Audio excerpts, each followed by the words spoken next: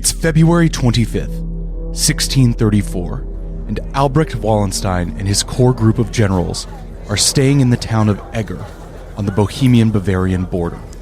15 months had passed since the Battle of Lutzen, and though that battle ended with Swedish victory, the death of their king had collapsed the momentum of their campaign. The war had again settled into a vicious stalemate.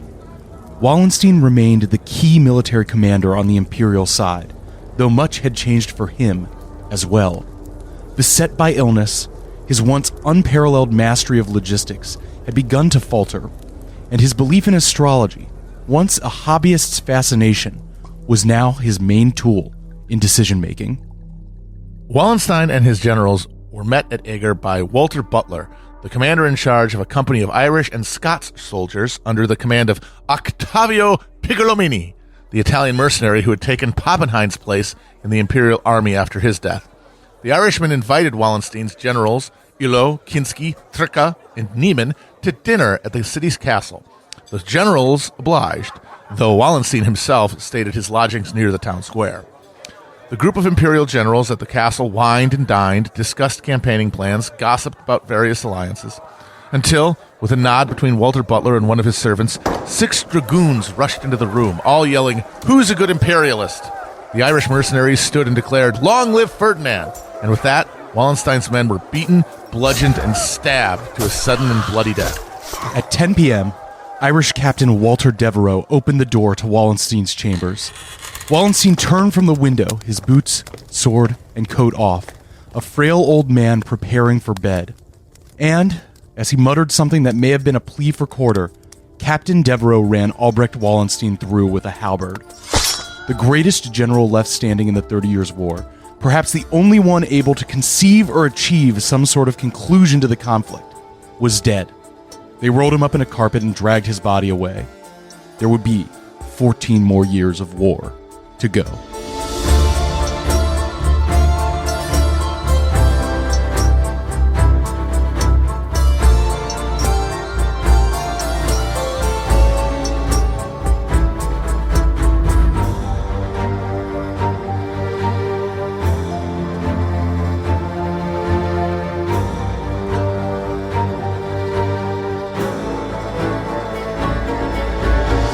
Wallenstein's downfall was a tragedy of hubris. Practically since the moment he resumed command of the imperial army, he had been conducting his own private diplomatic negotiations with the emperor's enemies. Though Wallenstein was a military man first and foremost, his ambitions drew his eyes beyond the limits of the battlefield. The emperor had brought him back after First Breitenfeld to save him from the Swedes, and that Wallenstein had accomplished. But the emperor's refusal to make peace required a total victory over Sweden and German Protestantism that Wallenstein, being closer to the quickened pulse of the commercial world, knew could not be won. This gap in understanding could be leveraged to Wallenstein's advantage. If Ferdinand refused to make peace when it was clear that a military victory was impossible, Wallenstein would force peace upon him, thereby putting Wallenstein in the cockpit of German power. There were secret communications to the French, the Swedes, and the Protestant princes. Wallenstein also kept in contact with the commanders of the forces opposing him in the field to minimize unnecessary conflict while he brokered his own settlement. Wallenstein's visions were grand and somewhat whimsical. To a French ambassador, he suggested that the war could end with a unifying crusade against the Turks, which is something that the Pope had sort of hoped for at the beginning of the conflict. There were also notions of a vast, independent Central European state under Wallenstein's control. Failing that, the complete reduction of Habsburg power. Anything, in other words, to end the bloodshed and allow Germany to rebuild. After Lutzen, Wallenstein's refusal to engage with Swedish forces and the whisperings of his enemies in the army that the Generalissimo was telling anyone who would listen that the emperor was too powerfully under the sway of Jesuits to make a just peace, convinced Ferdinand that Wallenstein was a traitor. He was aware of the movement against him, but felt confident that his control of the army was strong enough to deter the emperor from action. Or if the emperor did act, his commanders would support him in any conflict. He was wrong. The Wallenstein war machine was formidable, but it was still essentially a parasite on the Holy Roman Empire. The bulk of Wallenstein's officers saw the emperor as a more reliable meal ticket than their increasingly isolated field commander, and it was this lack of support in the ranks that sealed Wallenstein's fate. While Wallenstein might have known more of the conditions of Germany than the emperor did, he couldn't see into the hearts of men, no matter how many horoscopes he commissioned. In the early days of 1634 in Vienna, the emperor arranged a secret trial, which convicted Wallenstein of treason. An imperial declaration of his dismissal from command, his official status as a traitor to the empire, and an order for his arrest was published in Prague on February 18th. It was while attempting to reach the safety of Swedish lines that Wallenstein and his most trusted subordinates stopped for rest in Eger to enjoy the hospitality of the local garrison. The garrison was loyal to Piccolomini, and Piccolomini was loyal to the emperor. The result was the incredibly metal-sounding Eger bloodbath. All of the assassins were rewarded with lands and titles, though few lived long enough to enjoy them. The death of Wallenstein signaled the end of the age of the mercenary captain, the condottieri contractor, who arose during the Italian Wars to replace the aristocratic knights of the medieval era, and would in turn be supplanted by corps of professional officers in the modern era. Military power, like the power to tax and administer justice, would be monopolized by the state if the state was to survive the maelstrom of the 17th century. Do you think that there's a world where Wallenstein gets out of this alive, or at least not killed by his own boss? I don't think so, because a deal required the emperor. So the idea that Wallenstein could make a deal behind his back was just never really plausible, because none of the people on the other side, the Swedes or the French, could have any confidence that the peace would be upheld if it didn't have the emperor's approval, and he didn't even know the negotiations were happening. It's funny that the better Wallenstein is at his job, and he was one of the best, the more likely he is to just bump into the ceiling of power and be killed by his own employers. Yep. But that's the thing. This whole war is a bunch of people testing the length of their power and then finding, to their horror, how little they actually have.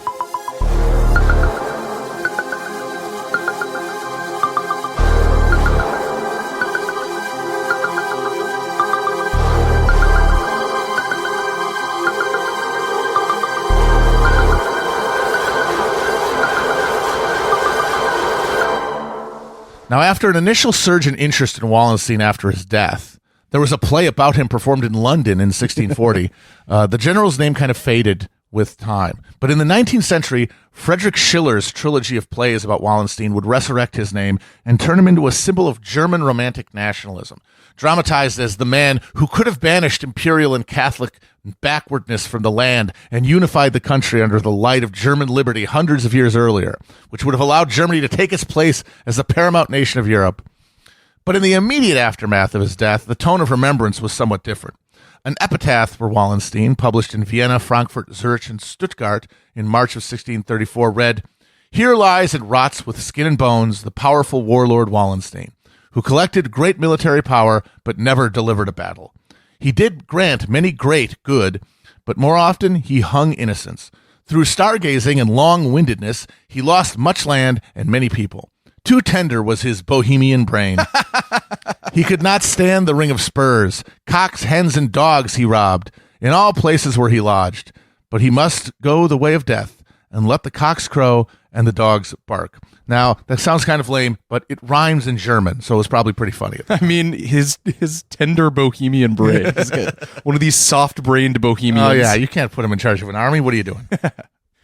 Here, though, we should also bid adieu to a much more pitiful character in this saga. Less than 2 weeks after Gustavus's death at Lutzen, Frederick V, ever exiled, ever wandering, found himself in the small town of Bacharach outside Maine. This town, like basically all of war-torn Germany, was suffering a bout of plague. And here, worn down, ever losing, the Winter King Frederick V of the Palatinate died at the age of 36 on November 29th, 1632.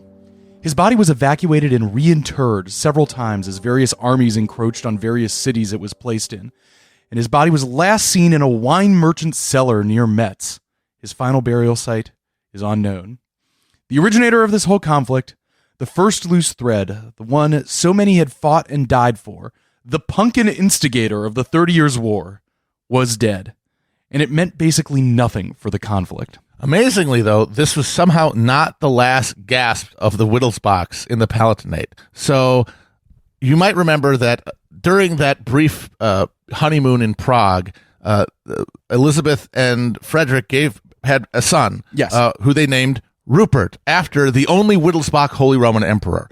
And this young man would grow to become sort of the flower of aristocratic chivalry during the age. For one thing, he was a little asshole who all of his servants hated and nicknamed Rupert the Devil. And that's key to being a aristocratic fancy boy. So he's born at the beginning of the conflict, and it's still going on when he's 18 in England in exile, where he offers a public subscription, which is essentially a military GoFundMe, to raise an army to put his brother, Charles Louis, on the throne of the Palatinate. His forces were defeated, and he was captured at the Battle of Lotho in 1638. While in custody, he failed to bribe his captors. There was an attempted military rescue by French and Swedish forces that failed. He was offered his release if he converted to Catholicism, which he refused to do. And he was eventually released by promising the emperor's wife, Empress Maria Anna, that he wouldn't ever fight against Germany. Cross his heart, swear to die. After he was released, he went to live with his mother's family, the Stuarts, in England. And this is not the last we will hear, just letting you know, of this dandy fop. And there's also in the background prolonged attempts to put Charles Louis on the throne, and he's kicking around central Germany for a while. These guys they don't know how to take a fucking hint. Yes. Just go live in The Hague. And of course, the hilarious thing is, when the whole thing is said and done, they will get partial restitution of their claims, which just shows that there's really no justice for anybody in the world. Yes. If there was one group who should have just been duly punished for their they should have been made piss boys and grooms. They should have been forced to serve people flagons of ale, and they should not have been put back into anybody's manor house. But there is no justice in central Germany in the 17th century.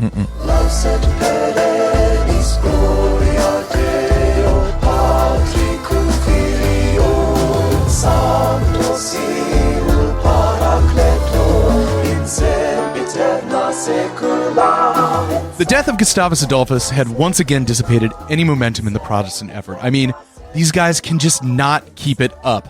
And the elimination of Wallenstein had similarly caused a major organizational blow for the imperial forces.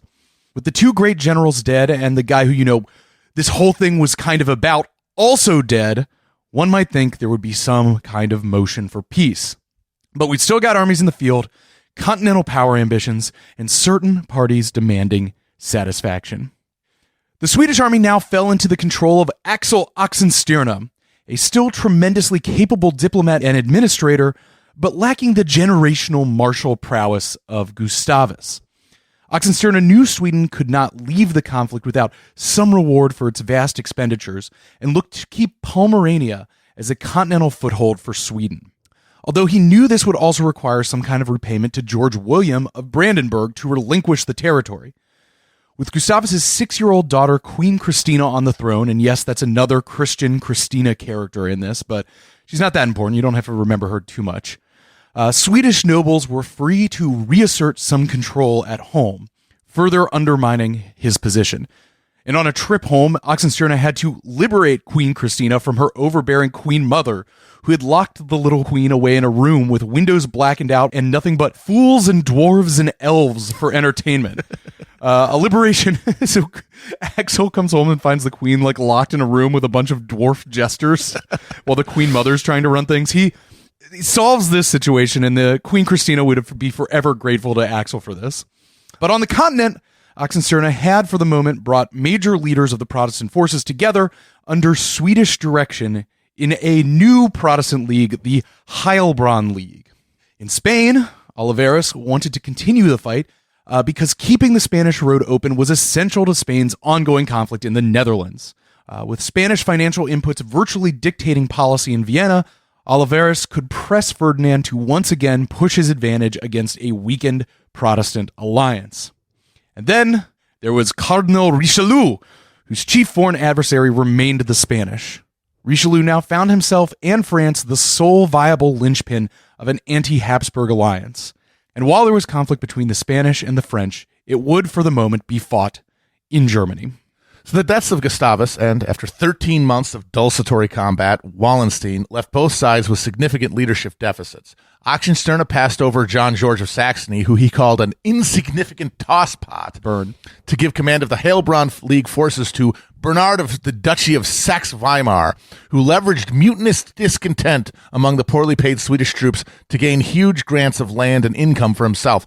By the way, that's the thing we haven't talked too much about, but this entire time this is happening, all of the armies are seeing nonstop mutinies as different companies and regiments say, we're not going to move, we're not going to lift up arms until we get paid or some guarantee of future payment. And for the most part, their commanders would just use their anger to extract more benefits to themselves. And then, of course, let a little bit trickle down to the troops, enough to keep them fighting, basically. Now, this didn't stop the Swedes from losing their hold on southern and northeastern Germany, where many of their former allies refused to join the Heilbronn League, and being forced to retrench closer to their Pomeranian bridgehead. Wallenstein's death allowed the emperor to sequester Wallenstein's lands, which gained for him a massive cash infusion, just as tax collection and agricultural production in a lot of Germany was breaking down. Because Wallenstein, remember, by the time of his death, was the largest single landowner in Bohemia. Yeah, and then all of that goes to the crown. It also gave Ferdinand a chance to put his son and heir, Archduke Ferdinand III, in overall command of imperial forces. But the prince would be sidelined by a different Habsburg named Ferdinand. God damn it. Get some new names. The new governor of the Netherlands, the Cardinal Infant. Not really a cardinal, because while he did have the office of a cardinal, he had never been ordained as a priest. And not really an infant, because infante was the Spanish term for a prince of the blood. And sorry if I made that guy sound too much like an actual baby back in episode 1. That was just a funny image for me, a little baby in a cardinal's mitre. Hope you're not too disappointed. It's just another Ferdinand Habsburg, this one a Spanish one. Cardinal Infant Ferdinand, who was King Philip IV of Spain's brother, and who raised an army of over 11,000 men in Italy and marched them over the Alps into Germany in May of 1634. A summer of maneuvers saw Protestant forces under Bernard and the Swedish general Gustav Horn attempt failed sieges of cities in and north of Bavaria, and Ferdinand's imperial troops successfully take the Bavarian city of Regensburg. By early September, the Cardinal Infant and Emperor Infant Ferdinands. Sorry, this is so difficult. I hope this comes across. They're two Ferdinands. Okay. For the most part, you don't really need to know. If they're named Ferdinand, they're a Habsburg. That's a good one way on the side. And if they're Christian, they're probably a Protestant. Yes. They're George, they're German. It's fine. Don't worry about it. It makes sense at the end. Yeah. By early September, the Cardinal Infant and Emperor Infant Ferdinand's forces, numbering over 30,000, had linked up to lay siege to Nordlingen, 100 miles west of Regensburg. In an effort to lift the siege, the combined armies of Horn and Bernard, who rotated command on the march to preserve their egos, gave battle to the Spanish and imperial troops of the two Ferdinands at dawn on September 6th. The initial Swedish advance brushed aside green Bavarian recruits, but was eventually repulsed by seasoned Spanish tercios. At one point, a powder magazine exploded, causing chaos and confusion among the Swedish lines. The Swedes made several more attacks, but the superior numbers of the Catholic side allowed them to refresh their lines continuously. Also, the Spanish troops were able to neutralize the Swedes' most effective battlefield tactic, their coordinated volley fire, with one weird trick: ducking. Swedes hate this one weird trick. It's true. They had come to the continent and blown everybody's mind with their ability to fire get everybody rapidly. Firing at once. And eventually, the Spanish realized, well, we know they're going to fire. We just have to lay down for 1 second, and then they're fucked. Eventually, Imperial Croatian cavalry turned the exhausted Swedish left flank, and the rout was on. General Horn and 4,000 Swedish troops were captured. Many of them had been previously surrendered imperial troops who'd been pressed into Swedish service, and them, along with a good number of Heilbronn League prisoners, ended up just signing papers and switching sides. 6,000 Protestant soldiers died on the field, with another 2,000 massacred when the Croatians seized the Swedish baggage train. Bernard of Saxe-Weimar was able to escape the debacle on a borrowed horse. To Oxenstierna, he reported, "The great misfortune is so bad, it could not be any worse." The Battle of Nordlingen was the greatest Habsburg victory since White Mountain, and it broke Swedish power in southern Germany for good. Oxenstierna tried to organize a counteroffensive, but his German allies, foremost among them good old Beer George of Saxony, refused to cooperate. Emperor Ferdinand seized on this dissension in the Protestant ranks to offer an olive branch. Though Wallenstein had counted him too priest-addled to seek peace, by this point Ferdinand was aware that his fantasy of a truly holy Roman Empire was just that. After a series of negotiations, the Emperor and John George, negotiating on behalf of the Lutheran princes, achieved a preliminary settlement in November that was formalized in May of 1635 as the Peace of Prague. The peace dissolved both the Heilbronn and Catholic leagues and revoked the Edict of Restitution, restoring the religious control of bishoprics, monasteries, and towns to what it had been in November of 1627. There was also a general amnesty for all who had fought against the empire, save the family of Frederick V. Good. Get rid of these guys. And also just on the Ferdinand Austrian Habsburg side, we'll see later on today that they take a lot of L's in the general battle, but all throughout this time, like what we were saying with Wallenstein, they were able to vastly consolidate the actual Austrian Habsburg lands and put Austria, Styria, Bohemia, Hungary under much more direct control of the Habsburgs. So they are getting victories there. It's true. And a lot of those lands had been deeply evangelized in the previous generations, and that was fully reversed. The Counter-Reformation in the Habsburg lands was totally affected by, or was effectively total due to the outcome of the war. Now, this left the Swedes in an untenable position. Their influence waning, German allies demobilizing, the French subsidies had already been slowing to a trickle before the death of Gustavus and had dried up completely afterwards. So Oxenstierna put his foot down to Richelieu.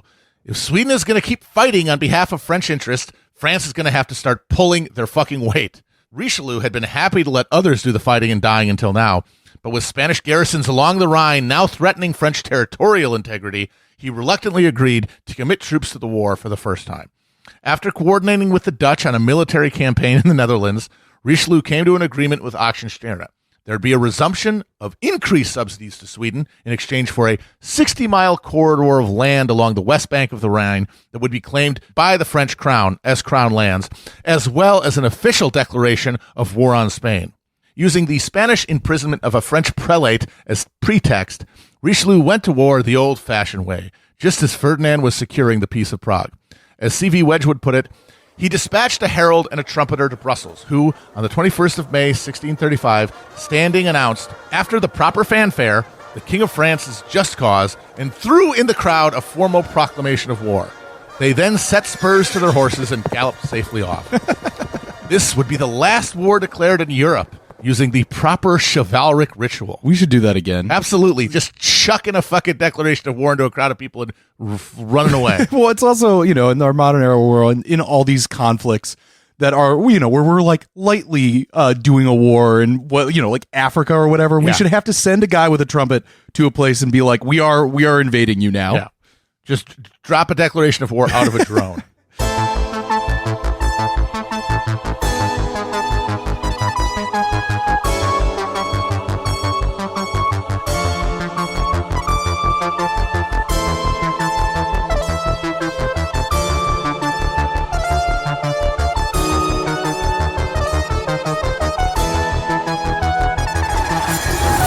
Now, this war began as a succession crisis in the Kingdom of Bohemia, and over the last 15 or so years, it had drawn in powers from across the continent, but all with the stated mission of confirming some party's legitimate prerogative over the German lands, whether it's for the privileges of the Protestant princes or the authority of the Catholic Empire. And yes, it's involved foreign intervention and deploying of foreign invading armies, but still with the aim of supporting an essentially German domestic conflict. At the point of the French invasion in 1635, after a mutually agreed domestic religious settlement, this distinction is over. Though it had always had some of these characteristics, the war was now primarily a continental power conflict, fought on the ravaged soil of Germany. A struggle for hegemony between the two Catholic powers, Habsburg and Bourbon, simply waged where everyone had already set up their gear. As well, among the forces, the organizing principle of religion begins to fade into the organizing principle of the nation. The principle that the war was fought to ensure the correct way of worship among some people dissipated. Among the new generation of fighters, That matter was simply between an individual and their God, whether it was Catholic or Protestant. Catholic, Lutheran, Calvinist became less important than French, German, Swede. At White Mountain, the Catholic battle cry was for Santa Maria, but by Nordlingen, they changed their cry to Viva España.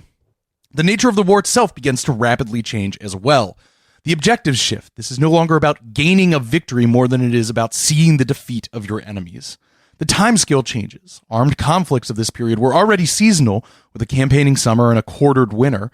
And remember, we're in the little ice age right now. It's cold as shit for longer than usual, so you're spending most of your time just quartered in the cold. But increasingly, the conflicts and roving armies became enmeshed in the biological matrix of the countryside. Campaigning, camping, marching, and quartering based more on where food and shelter can be scavenged than based on any strategic military objective. The name of the game was attrition. Park your army in your enemy's territory for as long as possible, leeching resources out of the land more than they can take from yours. And the aim was not to win, but to just gain better terms at the eventual settlement everyone knew would come, but just wanted to be holding the best hand when it did. And so that's why this episode is hell. We'll be spending less time today reviewing the minutiae of the war. This army went here, this general changed sides, this city got sacked, as much as looking at the devastating full effects of this prolonged, indecisive war of attrition on the population. And since so much of life in Germany during the war was determined by proximity to one of the armies marching across the country, let's start by taking a minute to talk about the people those armies were actually made up of. They came from all over the continent, from Madrid to Malmo, from Florence to Fife. Except for those conscripted by the Swedish Empire, they were signed up by an army recruiter, usually close to the town or village they came from. They tended to be town dwellers rather than peasants, and while a good amount, as many as 30% in some cases, became soldiers for lack of other employment options, most had some sort of trade. For their own reasons, they found life in the towns temperamentally unsuitable and sought something else. And army life sure was something else. Urbanity of a rougher, bloodier sort. Armies were essentially moving cities, with the number of troops dwarfed by a trailing retinue of servants, peddlers, blacksmiths, gunsmiths, hostlers, barbers, tailors, prostitutes, and families, because soldiers with wives and children brought them along on campaign. The military camp operated by its own internal laws. Discipline, such as it was maintained by officers, but conflicts between common soldiers were regulated by duels, fistfights, and tribunals with military juries. Though religious differences helped shape the conflict, the armies did not enforce religious uniformity, with Calvinists fighting for Spain and Catholics for the Swedes. Piety was in short supply. Religious ritual tended to be organized around charging totems to make oneself impervious to bullets. The hierarchical social structure of the era was replicated in the army, but in a more intimate, streamlined form. Officers were mostly the landless sons of noble families. Nobles also predominated in the cavalry, where the cost of maintaining a horse limited recruitment. Even among the regular foot soldiers, there were ranks of honor. The most well-respected of common troopers were the pikemen, that respect due to the storied place of pikes in military tradition and the skill necessary to successfully wield one. Next were the halberdiers and those who fought with a sword and buckler, which is a small round shield. Last were the musketeers, whose martial prowess rested in their heavy matchlock musket, not their person. These ranks also tended to correspond to pay, although in practice, how much a soldier was paid varied greatly between and within units. Experience and haggling ability were the final determiner of what salary a soldier agreed to with his recruiter. On paper, soldiers' pay was comparable to what a hired laborer could command in towns or during harvests, but in reality, pay was intermittent and often absent for months. Mutinies were a common way for troops to pressure their commander into paying back wages, but most mutinies were ended with small advances of cash and a promise of future restitution. Soldiers supplemented their wages with plunder, the ransoming of noble POWs, and even odd jobs. Many troops hired themselves out as watchmen. They were derisively referred to as guardknechts. When soldiers did come into money thanks to their commander arranging a new line of credit or booty claimed during the sack of a town, they tended to orgiastically squander it, leaving them empty-pursed and miserable for long periods of time. The temptation to help oneself to the food and wealth of the civilian population was overwhelming. Non-combatants were seen as occupying a fundamentally different world than that of the soldiery, one that the troops felt no obligation to respect. Whatever words civilians might use for them, the troops referred to each other and their camp followers as Kriegsvolk, war people.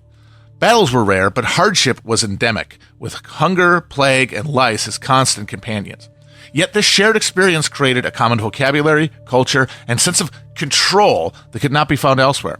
You might die bleeding on the field or shitting yourself in a latrine, but you marched unencumbered, your belongings carried by your woman or your servants. You were an emissary of the Red Horseman. In a world where the elaborate pageants and gestures of social obligation had been stripped away, leaving only relationships of pure animal predation, it was better to be a wolf than a sheep, better a war person than a mere person. In the last episode, we described the elation of the Protestant citizens of Erfurt when Gustavus's troops triumphantly entered the city. But the goodwill did not last long.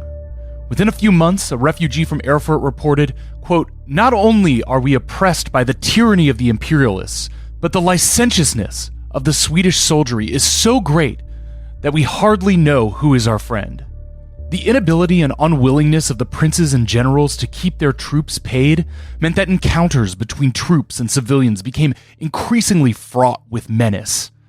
That was true when the war still had some graspable aim, like Bohemian succession, or featured capable, charismatic leaders like Gustavus and Wallenstein.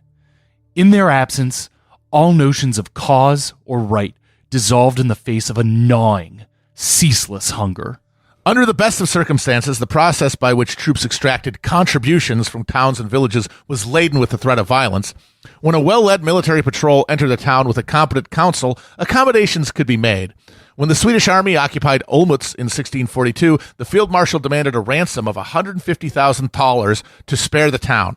The city council was able to bargain him down to $30,000 for the provision of his forces and a personal bribe of $4,000 to the marshal.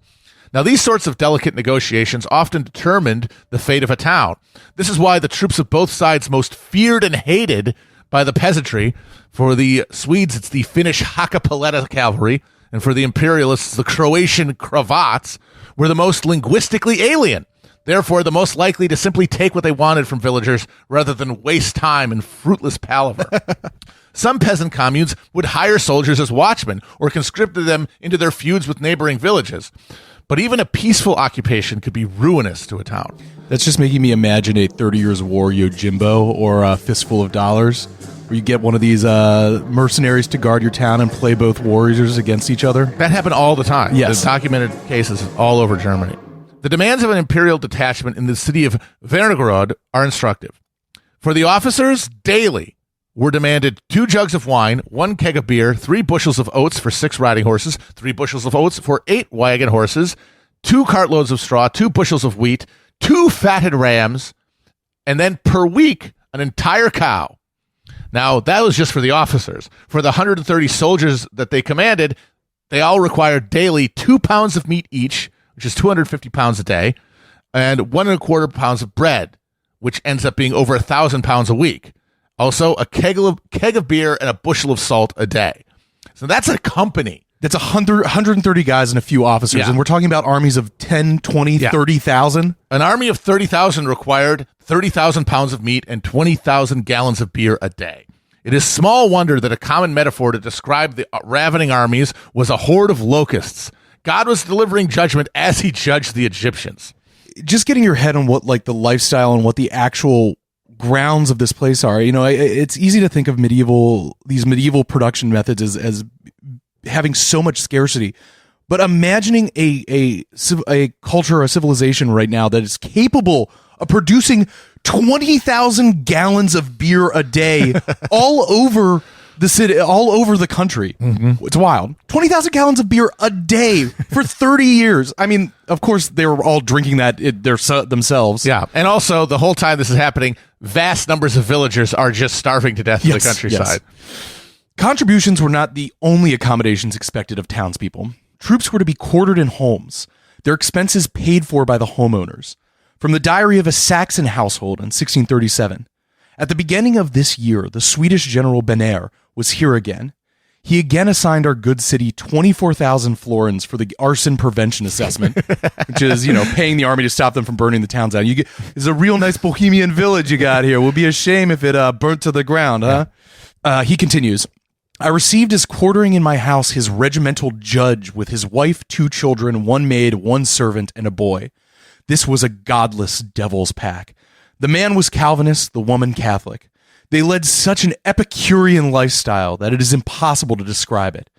They invited similarly godless people as guests. They ate, drank, and whored all day and night, so that the food alone cost me 9 florins. Additionally, I was forced to give away a golden chain, which I had given my wife and she had sewn into her dress. I had to cut it out and give it to them. Also, because the wife of the regimental judge gave birth to twins, I had to arrange for the baptism festivity. Bro, they made you cut the gold chain out of your wife's gift dress and you had to pay for their kids' baptisms?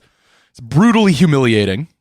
A common figure of terror was the Brandmeister, carrying a giant smoldering torch good for burning down the huts of recalcitrant villagers. The power these armed, occupying troops had over their hosts was absolute and absolutely abused. In 1636 in Westphalia, a Hessian trooper cut off a carpenter's hand for failing to doff his cap fast enough. This, of course, inspired no respect among their hosts. A woman in Augsburg admitted to having cooked and eaten the body of a soldier who had died in her house during a siege. And this was under conditions of relative plenty. But the war ground on and armies tromped across the countryside so much, in a strategically important area like Hohenlohe in the southwest, an observer could say, at times one cannot say with certainty who actually controlled the territory. The conditions of war took a brutal toll on the combatants. Of the 25,000 Swedish and Finnish troops who entered Germany in 1630, half were dead within 2 years. A single 1,000-man regiment lost a third of their number to disease in that time, with another sixth dying of battle wounds and another eighth deserting. The constant demands of the soldiery destroyed any incentive for the peasantry to even grow crops. In the words of an English minister, Philip Vincent, who traveled through Germany during the war, quote, "No tilling of the land, no breeding of cattle, for if they should, the next year the soldiers would devour it. No other abode but some camp, no other plow to follow, no other employment but the war." The Little Ice Age decimated those crops that were still being grown. In 1640, a Catholic soldier wrote that, "At this time there was such a great cold that we almost froze to death in our quarters." A big deal, you might say, but that was in August. The Swedish army was able to cross the frozen Danube with their artillery to bombard Regensburg. Hailstorms and summer frosts obliterated plantings. Grain yields collapsed. The savagery that marked the war, and all wars, from the beginning, moved from the periphery of the experience to its bleeding heart. Contribution gave way to straight pillage, with detachments of troops torturing peasants and townspeople for the location of hidden loot. Priests were disemboweled, children beaten and led on leashes by blood-drunk troopers. The Swedes, ever innovative in matters of war, devised a particularly effective form of interrogation, the Swedish drink. As a Thuringian pastor remembered, "Twice in 1 hour they gave me the Swedish cocktail, filled with manure drippings. My teeth were almost all loose after this, because as they put a big stick in my mouth, I resisted as I could while tied up. This was a mixture of manure, urine, and water poured down the throat until something came up. First vomit, then, hopefully, the location of jewelry, plate, or heirlooms that had been secreted by the family." The relationship between troops and common folk in Germany was summarized in a saying of the time: "Every soldier needs 3 peasants, one to give up his lodgings, one to provide his wife, and one to take his place in hell." Peasant resistance to this reign of terror took several forms. Some armed peasants organized into bands, such as the Harz Mountain sharpshooters, who ambushed patrols, beating to death any soldier they could get their hands on. Isolated soldiers were always in danger of being waylaid by locals and tortured extravagantly. Other peasants fled into nearby forests to hide, with some villages emptying dozens of times over the course of the war. Many of those villages would be abandoned permanently as refugees sought safety elsewhere or died of exposure, plague, or encounters with marauding mercenaries. An account of one such harrowing encounter in Saxony in 1640 highlights another permanent feature of the war for calories in the countryside: sexual violence. A squadron of troops, having turned over every brick in an abandoned village, plunged into the neighboring forest, eventually coming upon the makeshift shelters of the refugee peasants. From the memoirs of a survivor, "When hungry foraging parties came and found nothing and couldn't load themselves up with anything, then they vented their rage on the people. They caught them, beat them, and forced them to show where their people and their livestock were. They stripped males and females stark naked. They ravished decent women in the woods, and they bound maidens with straps to abuse them and led them to their quarters, and so disgracefully mishandled them that they died afterward. They took many females along with them to war. Others they took only to the nearest city and kept them only until they ransomed them. Many of these groups of soldiers had drifted away from their armies completely, living off their plunder. The roadways of Germany became nightmarishly dangerous, filled with wild boars and dogs and bandit deserters. The chronicler Volkmar Happ recorded an incident in which one group of Swedish soldiers, having stolen some peasants' horses, were robbed and relieved of the horses and their clothes by another group of Swedish troops. So, as Happ writes, one wolf devours another.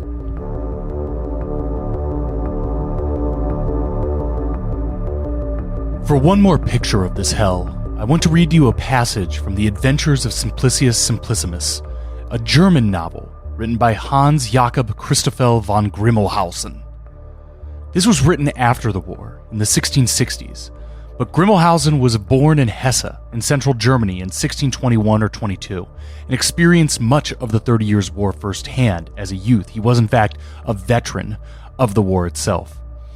Simplicius is a work of fiction, and the amount of it that's directly autobiographical is up for debate, but it's certainly one of the best literary fiction depictions of the era we have from someone who lived through it.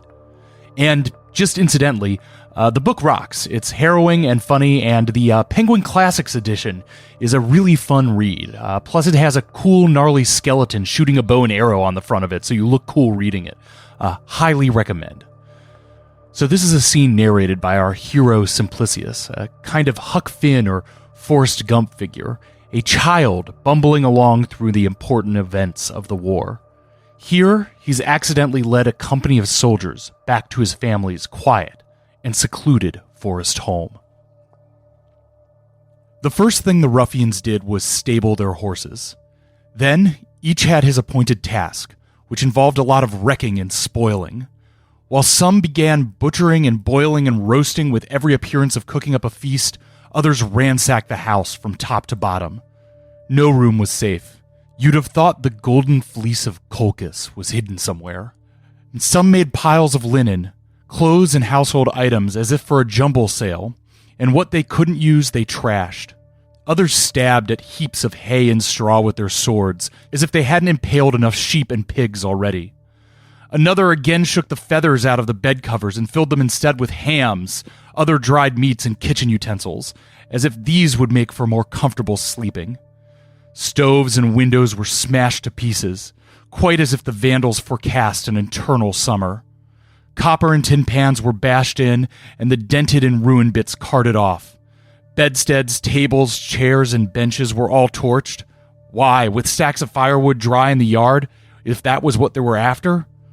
Pots and dishes all had to be smashed, either because men preferred eating off the spit or because they knew they'd not be having another meal there. Our maid, I'm ashamed to say, was so abused in the barn that she couldn't walk afterwards. The stable lad they trussed up, laid him on the ground, wedged a stick between his teeth, and poured a milking pail full of a slurry down his throat. A Swedish toast, they called it. Afterwards, they made him lead a party out into the fields, from where they returned with men, women, and animals they'd rounded up. Dad, Mom, and our Ursula among them. Then, they really got going. They removed the flints from their pistols and screwed the peasants' thumbs instead, hurting the poor fellows so awfully they might have been after witches. They did in fact bundle one prisoner into the bread oven and push fire in after him, even though he'd confessed to nothing. They took another, bound rope around his head, and wound the rope so tight with a stick that blood spurted from the man's mouth, nose, and ears. To cut a long story short, each soldier devised his own method of torture, and each peasant was put through his or her particular ordeal. Dad was the only lucky one, as I thought at the time. He was grinning and laughing all over his face when he owned up to what the others had screeched and mumbled in pain. I'm sure the honor was done him because he was the head of the household. What happened was they sat him in a chair by the fire, tied his hands and foot, rubbed his bare soles with dampened salt, which they then made our old goat lick off. That must have tickled so much that it made him laugh fit to burst. The sound was so catching I had to guffaw too, though whether to keep Dad company or through not knowing better, I can't say. And as he laughed, he owned up to them to where he kept his treasure, which included gold and pearls and jewelry, and a lot was more valuable than a farmer might have been expected to possess. As to what happened to the women and female servants and young girls they took prisoner, I can't tell you in detail. The soldiers wouldn't let me see what they did to them. I can imagine, though, partly from the pathetic screams that occasionally came from the corners of the house. And I don't suppose Mum or our Ursula fared better than the others. Through all this awfulness, I turned spits, and after the feast I helped water the horses, which is how I came across our milkmaid in the stable. She looked dreadfully disheveled, and I didn't recognize her until she spoke to me, her voice more than a bit wobbly. "Get away, lad, get away. Otherwise the soldiers will take you with them. Promise me, make yourself scarce. You can see how horribly..." But that was all she managed to get out.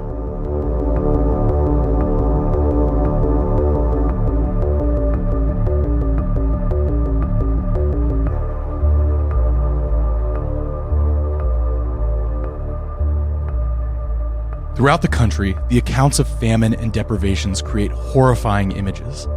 A soldier recounts seeing a woman gnawing on the same raw meat from a dead horse that a raven and wild dog were also picking at. The bodies of criminals were torn from the gallows and eaten. Guards were posted at graveyards to prevent the newly buried becoming food for the living. Mass graves of bodies, stripped of flesh and sucked to the marrow, were found. An English traveler at the time describes the unsettling feeling of traveling through a town completely devoid of life, though with one house still on fire. In another town, his party found the streets littered with dead, their starved mouths filled with the grass they had been chewing on when they finally died of famine. Finally, they encountered a town with some life, people splayed on dunghills, so weak they could barely crawl to his caravans to receive his alms. Plague persisted everywhere, particularly among armies in besieged cities. Plague would ravage cities during a siege, and when the siege was lifted, giving the beleaguered citizens hope for escape, sentries were posted at city gates with orders to shoot those who might venture out looking for food, lest they spread their disease. Soldiers would be abandoned, pushed out of wagon trains, and trampled into the mud as the army evacuated pestilent camps. Death, bodies, emptiness everywhere. From Wedgwood, the Swedes alone were accused of destroying nearly 2,000 castles, 18,000 villages, and over 1,500 towns. Bavaria claimed to have lost 80,000 families and 900 villages. Bohemia, 5/6 of its villages and 3/4 of its population. In Württemberg, the number of inhabitants was said to have fallen to a 1/6, in Nassau to a 1/5, in Hennenberg to a 1/3, and in the wasted Palatinate to a 50th of its original size. So I feel we should take stock now, after this litany of horrors that we see. It's striking to me how much, hearing that image of a woman gnawing at a horse, Hieronymus Bosch's Visions of Hell came to literal truth a few centuries later in his own landside. Yeah. The apocalypse showed up. Like, that's the thing. Like, you read about the cyclical frenzies, the horror, the dread of the idea of God's judgment coming to earth, and you think, oh, these ignorant, superstitious peasants, but then it showed up at everyone's doorstep in Germany. And it was originally from, again, these religious disputes of people attempting to, through their own divination of the true meaning of the Word of God, create an idea of paradise on earth. Of these Calvinists and Lutherans believing that they were purifying the church to bring God's true vision of love onto the continent.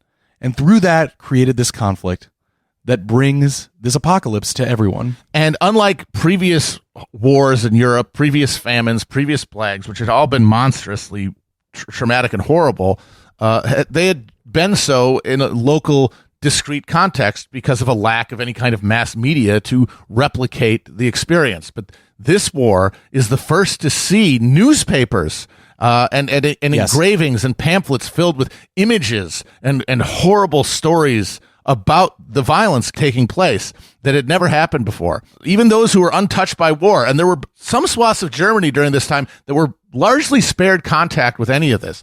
Even there, they could share the trauma through this popular depiction of the violence in a way that had never been possible before the printing industry. And so this gore joins with God as grist for this cultural mill, creating a mood of apocalypse and horror.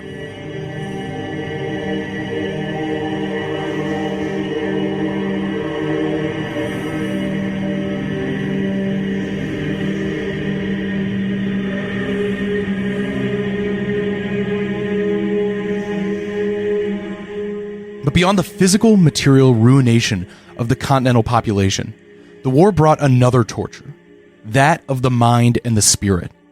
Another bout of apocalyptic millennialism emerged throughout Europe, with writers like Johann Alsted applying the academic logic of Calvinism to the prediction of the end of days. We also see a series of manias gripping the public. As the ravages of war and ice age plunged Germany into despair, fear took hold in the villages of that ancient great other, witches. The 1620s and 1630s in southern Germany saw some of the most intense witch hysterias in European history.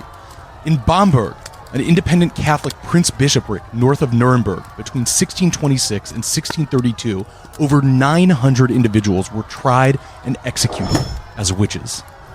Similar deadly hysterias took place in nearby Würzburg around the same time, that one notable for its trial and execution of many religious officials and children, some as young as 4.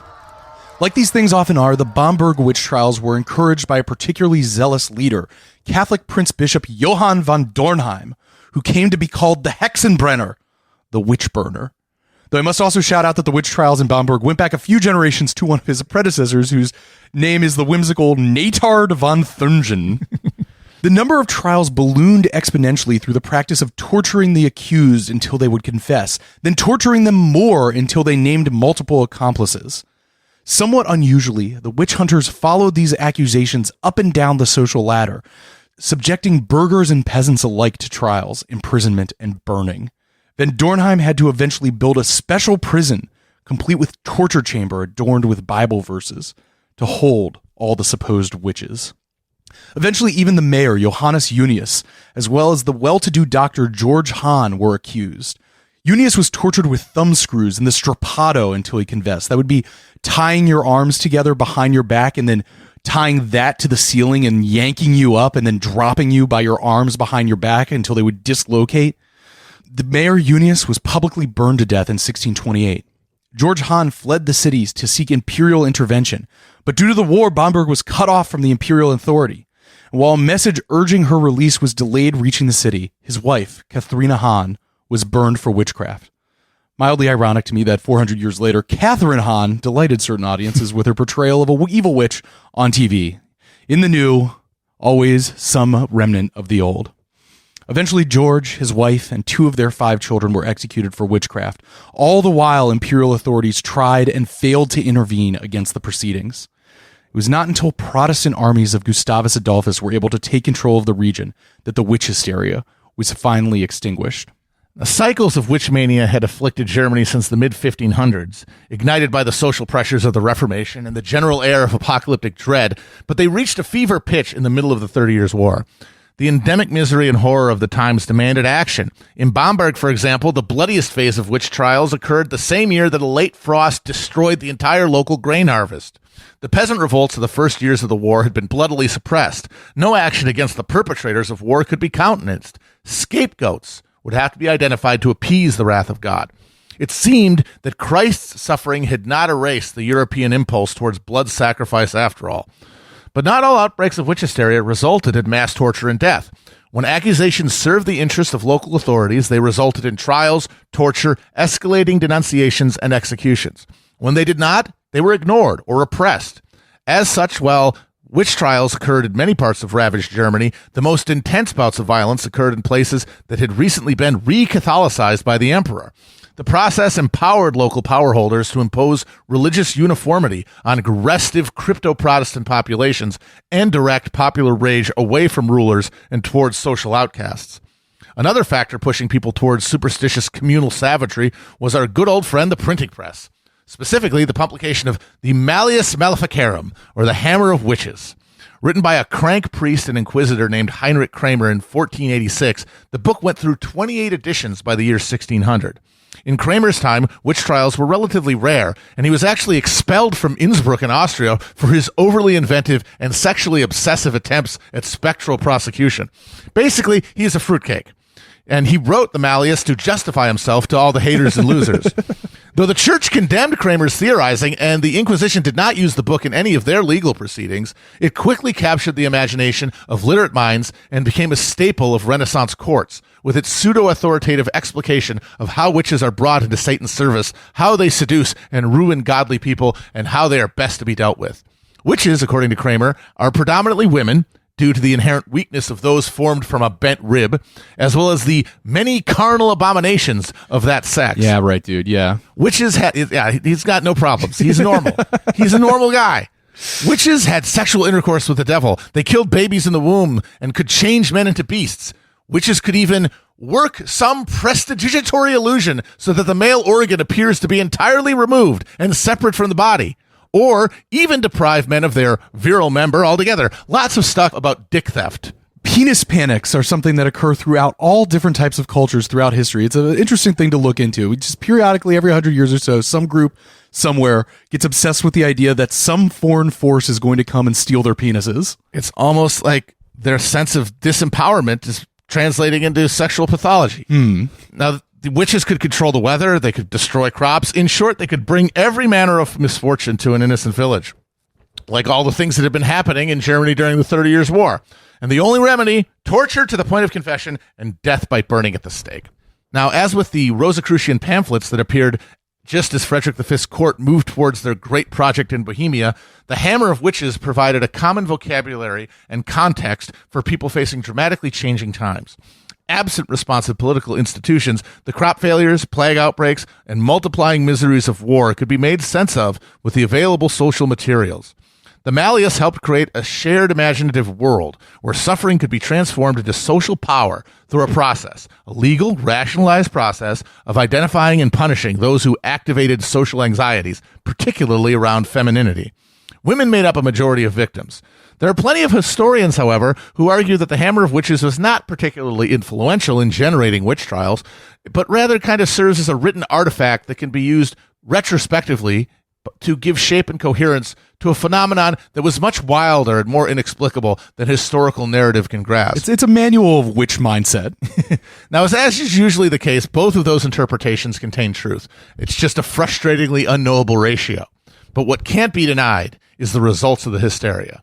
In 1627, the Catholic mercenary Peter Hagendorf wrote in his diary of his encounter with this sinister current of war.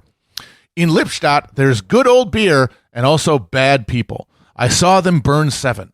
Among them was even a beautiful maiden of 18, but she was burned. I read, as I was researching this, there is a famous litany that just recounts who is burned in several of these burnings. They would do batch burnings, and 4 or 5 people would be burned at a time. And it is very interesting to just go through and be like, and it's listed as like, George William, the fattest man in town, 3 strangers, the most beautiful woman in town, the fat wife of the richest man in town. It's this interesting mix of nobles, rich people's wives, and then literally just strangers they'd find in the woods, and just because they didn't know them, burn them alive. All the people who burn.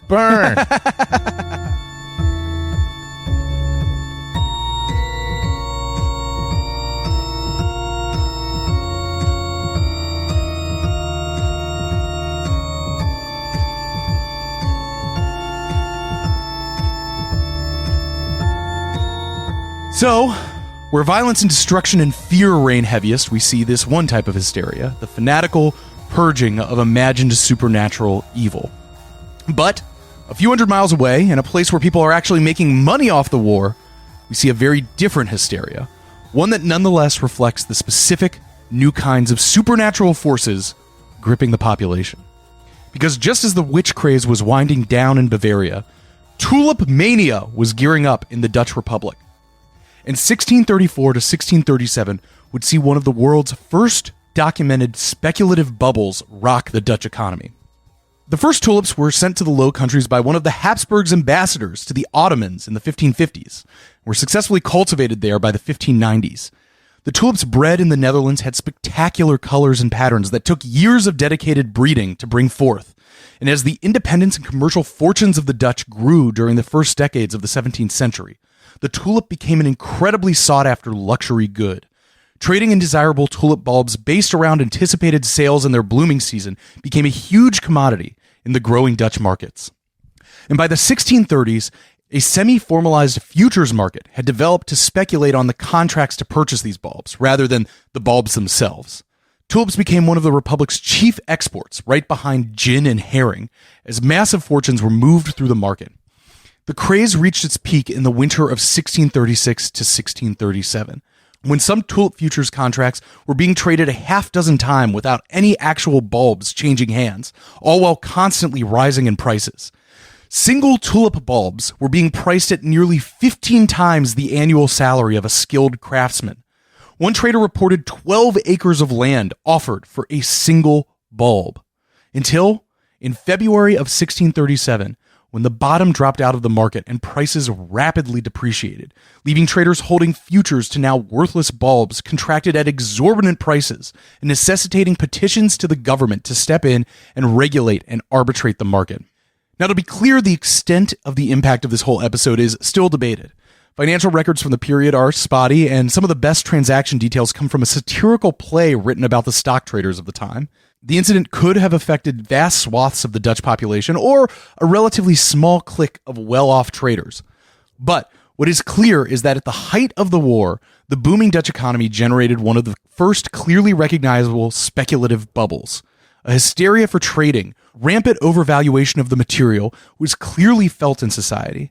As contemporary art depicts commodity traders as gibbering monkeys, and a crowd of weavers abandoning their trade to follow a wagon blown by the winds of fortune and guided by the goddess of flowers.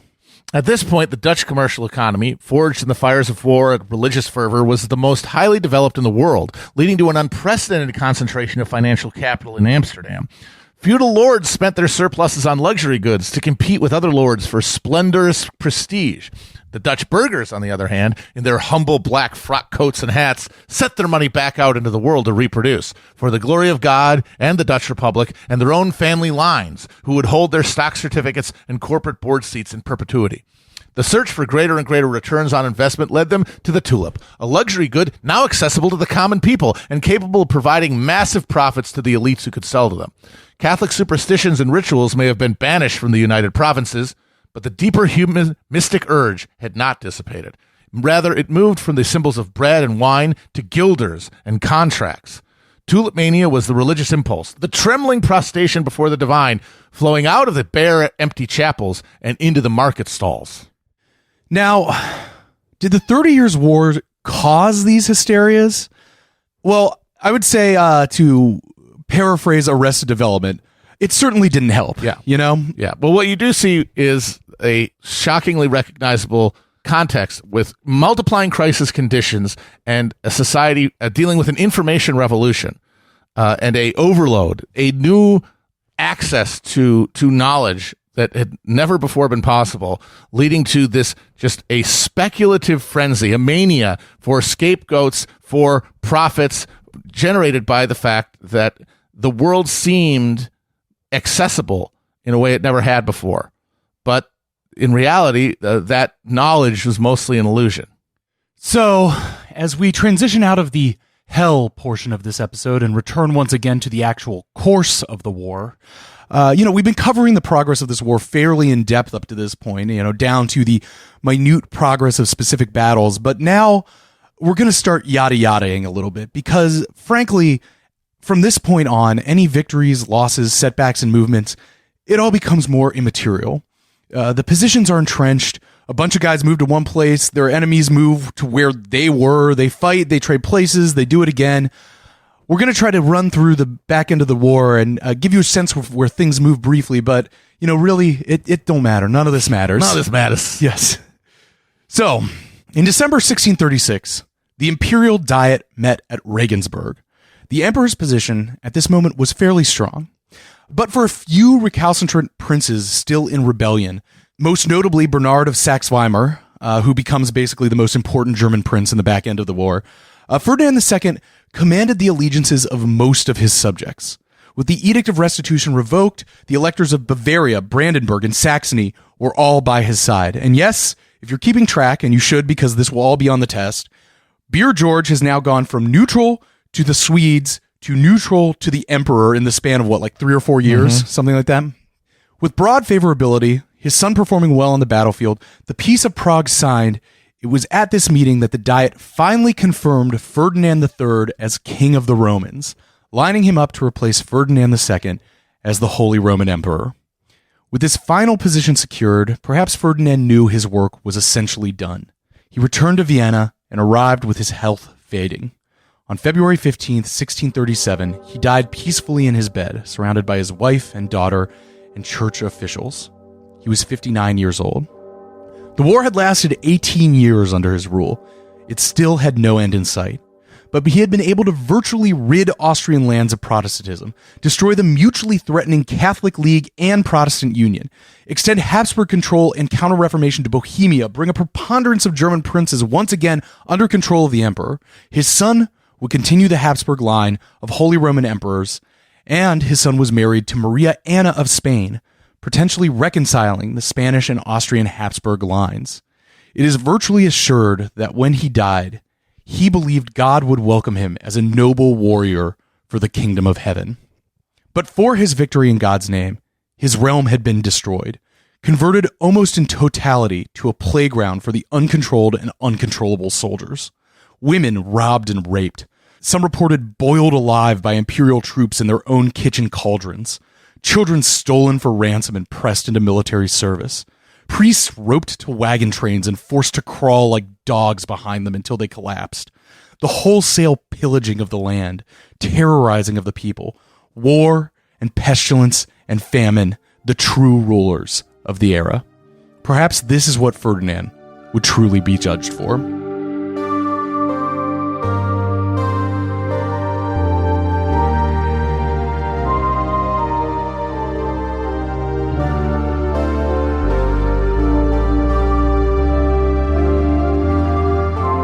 Ferdinand II was, in many ways, the last Holy Roman Emperor. He was brought up with an understanding of his position, nurtured in the stately opulence of the Hofburg Palace in Vienna, tutored in the eternal majesty of the Catholic Church, that was no longer consonant with the empire he claimed to rule. The old verities could no longer hold together, a fractured territory teeming with hyper-competitive declining elites and rising urban merchants who took their identities from books rather than church rituals. But there was no way for Ferdinand to know this. You could only find out by trying to test the real extent of his power. It was his duty to God to exert his entire influence on the souls of his subjects. In doing so, he destroyed his country for a generation. He would not be the last ruler of Europe to only discover the extent of their impotence when it was too late to reverse it. Ferdinand II was succeeded by his son, Ferdinand III, who was already the King of Hungary and now the commander of the imperial forces. Ferdinand III shared many of the traits of his father, but leaned more towards the philosophical and artistic than the staunchly Catholic. He's actually one of the only Habsburg rulers to have been a musical composer, and let's roll some of those Ferdinand III compositions under here.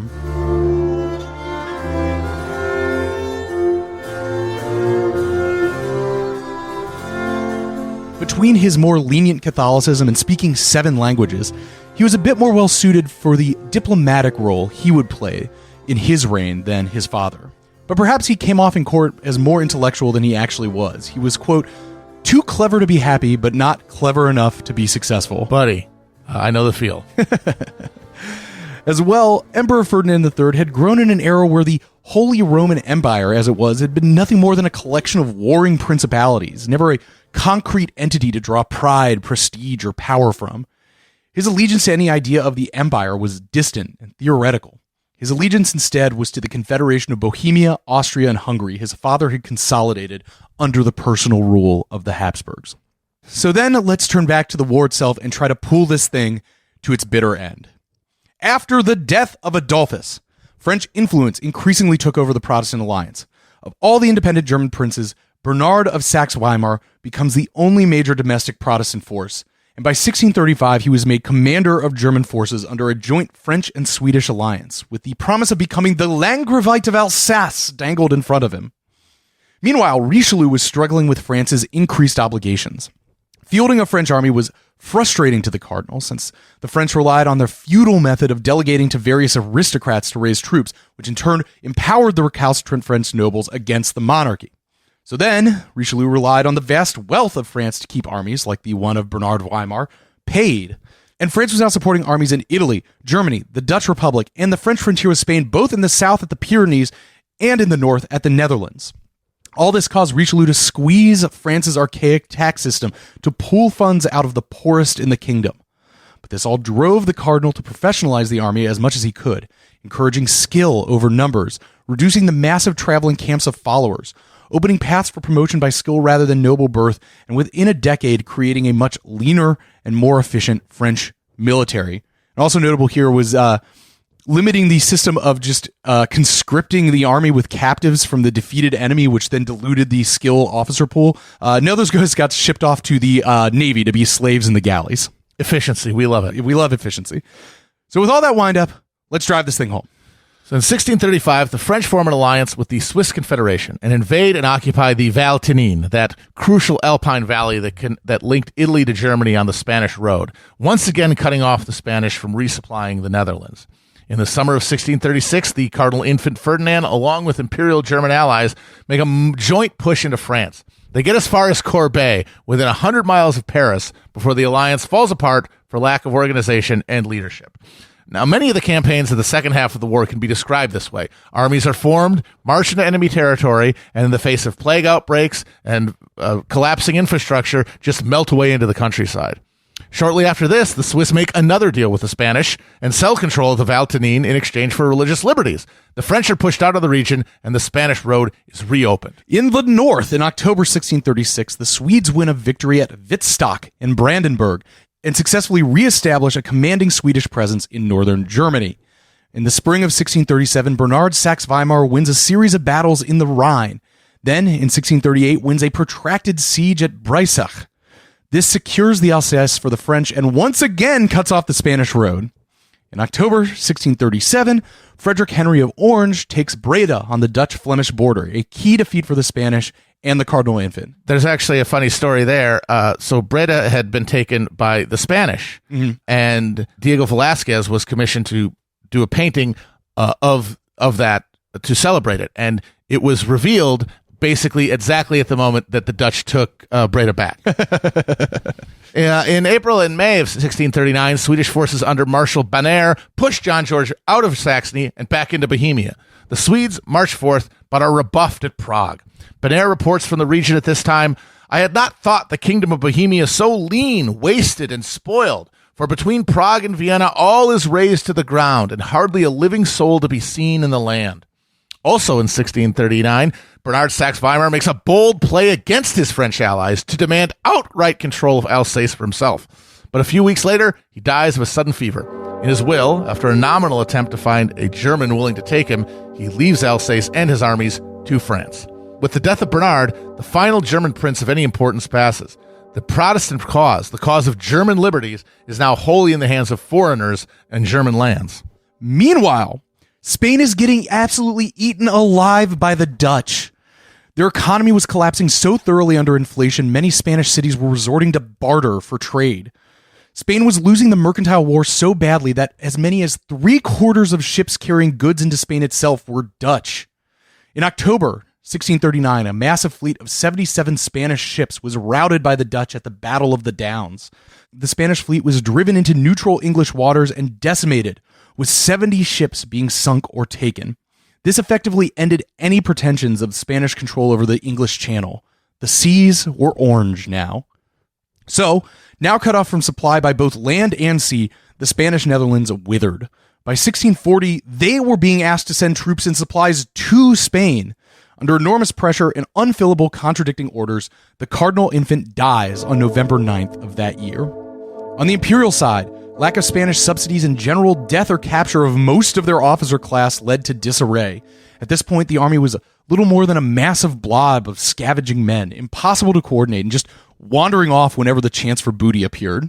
In January 1641, a Swedish army attempts to intimidate the imperial diet at Regensburg out of its sessions. But Ferdinand calls their bluff, stands his ground, and the forces of the Swedes must back off. But around this time, George William, the Elector of Brandenburg, died, and his successor, his son, George Frederick, having surveyed the horrors and devastation that had been wrought and being forced to flee his residence in Berlin for one in Königsberg because the roof was literally falling in, went behind the emperor's back to sue for an armistice with Sweden. The Peace of Prague in 1635 had been a genuine compromise. Now, with the damn French storming around the place, it looked like obstinance. Ferdinand III, unlike his more stubborn father, realized this and prepares for future diplomacy. The Swedish Marshal Bernaire dies, having gone slightly nutty at the end after his beloved wife died. He actually, in a scandalous move, marries a much younger woman in the army camp. And towards the end of his life, his soldiers are gossiping that he's just spending all his time hanging out with her young friends and partying. So he dies and is replaced by Leonard Torstensson, who puts the army under brutal discipline to regain order. But he also does away with the last pretense of pay for the army services and fully legalizes the system of plunder and looting the army had been surviving off of. Torstensson attacks down through Moravia and towards Vienna until he's pushed back up by Archduke Leopold, Ferdinand III's brother, who is now in charge of the imperial army. The Swedes and Imperials confront each other again at Breitenfeld on November 2nd, 1642. Leopold gets washed at Second Breitenfeld, and the Swedes again take Leipzig to dominate Saxony. Philip IV of Spain was going to appoint Leopold as the new governor of the Netherlands, but suddenly decides to appoint his 12-year-old bastard son Don John to the post. One final rupture in the Austrian-Spanish trust. In December 1642, Cardinal Richelieu dies. R.I.P. to a true legend there. He's administered on his deathbed by Louis XIII himself, who lovingly fed him egg yolks as he slipped away. What a weirdly sweet image. Richelieu is succeeded by his Italian mini-me, Cardinal Mazarin, who largely continues his policies. Louis XIII then also dies on May 14th, 1643, less than a year later. He is succeeded by his 5-year-old son, Louis XIV, heard of him, and his queen mother regent, the confusingly Spanish Anne of Austria. On May 19th, 5 days after the death of Louis XIII, the French army issued a crushing defeat to the Spanish at Rocroi on the French-Flemish border. A century of military, technological, and tactical innovation had finally caught up with the indomitable Spanish tercio infantry formation. The tercios at Rocroi withstood heavy assaults during the battle before being pounded into submission by withering artillery and harassing cavalry. The Spanish eventually would be forced to abandon the tercio, along with their hopes of ever reclaiming the United Provinces. So profound was the defeat that Wedgwood refers to the Rocroi Battle Monument as the gravestone of Spanish greatness. Rocroi would be the last major real contest of forces in the 30 Years' War. 5 weeks after the battle, Ferdinand III called for negotiations with France and Sweden. After 25 years of conflict, it was time to come to the table. Now, it's 1643, and fighting and negotiations would continue for another 5 years to bring us up to that nice round 30. But at this point, basically all parties involved realized that the conflict would not and could not be won in an overwhelming military victory. A tax official for Brandenburg wrote as armies were rampaging across his home state, "This whole war has been a veritable robbers and thieves campaign. The generals and colonels have lined their purses while princes and lords have been led around by the nose. But whenever there have been talk of wanting to make peace, they have always looked to their reputations. That's what the land and people have been devastated for." Now, although the hope of either side to achieve a military victory had long dispersed, the combatants up and down the chain of command were all still locked into an unalterable logic of war. The incentive of the warlords commanding armies in the field was clear. War was an opportunity to win lands, riches, and titles. The Swedish general Melander, the son of a peasant farmer, fought his way up to a counthood.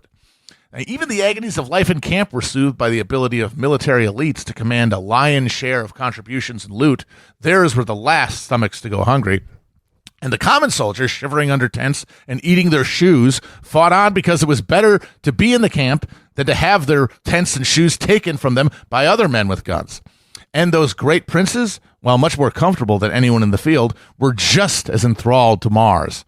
Every consideration of state demanded continued conflict. For the emperor, any lasting peace settlement would need to include an amnesty for all who took up arms against him. Without that, no one would have an incentive to stop fighting. But any amnesty worth the paper it was printed on would include a restitution of lost lands and titles. Those lands and titles were all spoken for, having been distributed to imperial allies as reward and payment for services. How could they be dispossessed?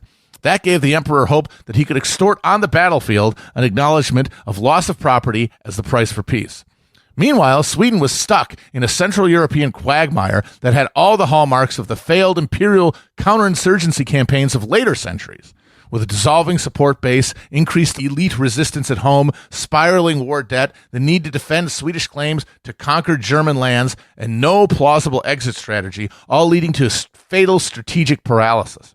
Then, of course, the main antagonists, France and Spain, were locked in a mutually recognized existential contest for primacy in European affairs. No one, regardless of the bloodshed and devastation wrought, could be the first to sue for peace. The loss of reputation, the coin of the diplomatic realm, would be too great. As long as the war could be paid for, it would be fought. And it was the question of paying for the war and the impact the war effort had taken on the common people of Europe that finally drove the belligerents to the negotiating table. The peasantry of Germany had been bled dry, burned out of their homes, and harried into the wilderness. In much of the country, sovereignty above the level of the commander of the nearest armed camp did not exist. The peasant uprisings of the early years had all been bloodily suppressed. Defeated but still defiant villagers might band together to ambush military patrols and publicly display the corpses of tortured soldiers as a warning to others, but by the 1640s, all most peasants could manage was to keep one step ahead of the wolf. Even the politically febrile urban merchant and political classes suffered domination by permanent martial law. But in France and in the Spanish lands of Iberia and southern Italy, where rural peasant, urban merchant, and aristocratic society still functioned, people outside of the circle of royal power were eventually able to mobilize an answer to the extortionate demands of the fiscal military state war machine. As a consequence of these struggles, which we'll talk about next episode, the two chief dynastic antagonists of the war, the Bourbons and the Habsburgs, finally had sufficient incentive to risk sacrificing some reputation to hold on to their power. It took a little bit of time to actually get this thing together, thanks to some stupid dicking around by the Danes of all people, which we might touch on next week as well. But on December 4th, 1644, a Congress that would eventually include over 100 individual delegations was opened in the towns of Münster and Osnabrück in the German region of Westphalia. Here, while armies continued to ravage German lands, the Peace of Westphalia would be negotiated, and out of the chaos of war, a new vision for the state would slowly emerge.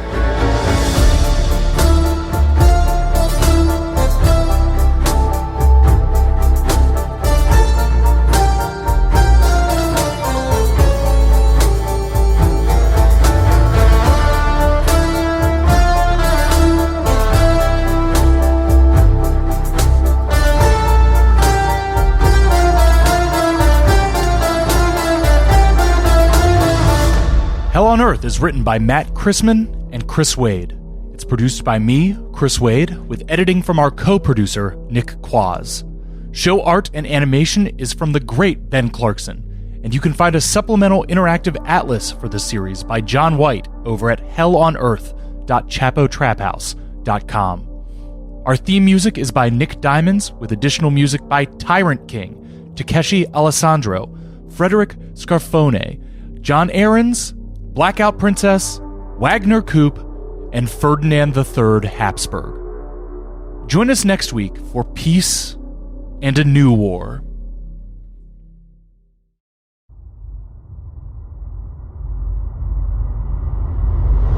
It's May 1640, and in Sant Andreu de Palomar in Barcelona, Spain, a group of itinerant farmers known as the Segradors, or Reapers, were draping a statue of Christ in black and raising it above their heads.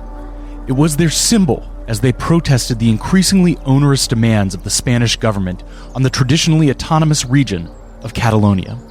As the Bishop of Barcelona pleaded with them, the protest evolved into a riot, and over the next days, violence would spread over Barcelona, leading to the deaths of several Reapers and the eventual assassination of the Count of Santa Coloma, the Viceroy of Catalonia. This riot soon gained the support of the bourgeois Generalitat of Catalonia, and soon the province was in full-scale rebellion in a protracted conflict known by the very metal name, the Reapers' War. In December 1640, a group of disgruntled Portuguese nobles and bourgeois known as the 40 Conspirators took advantage of the Spanish distraction in Catalonia and assassinated Spanish Secretary of State Miguel de Vasconcelos, then imprisoned Philip IV's cousin, the Duchess of Mantua, who had served as the Habsburg governor of Portugal.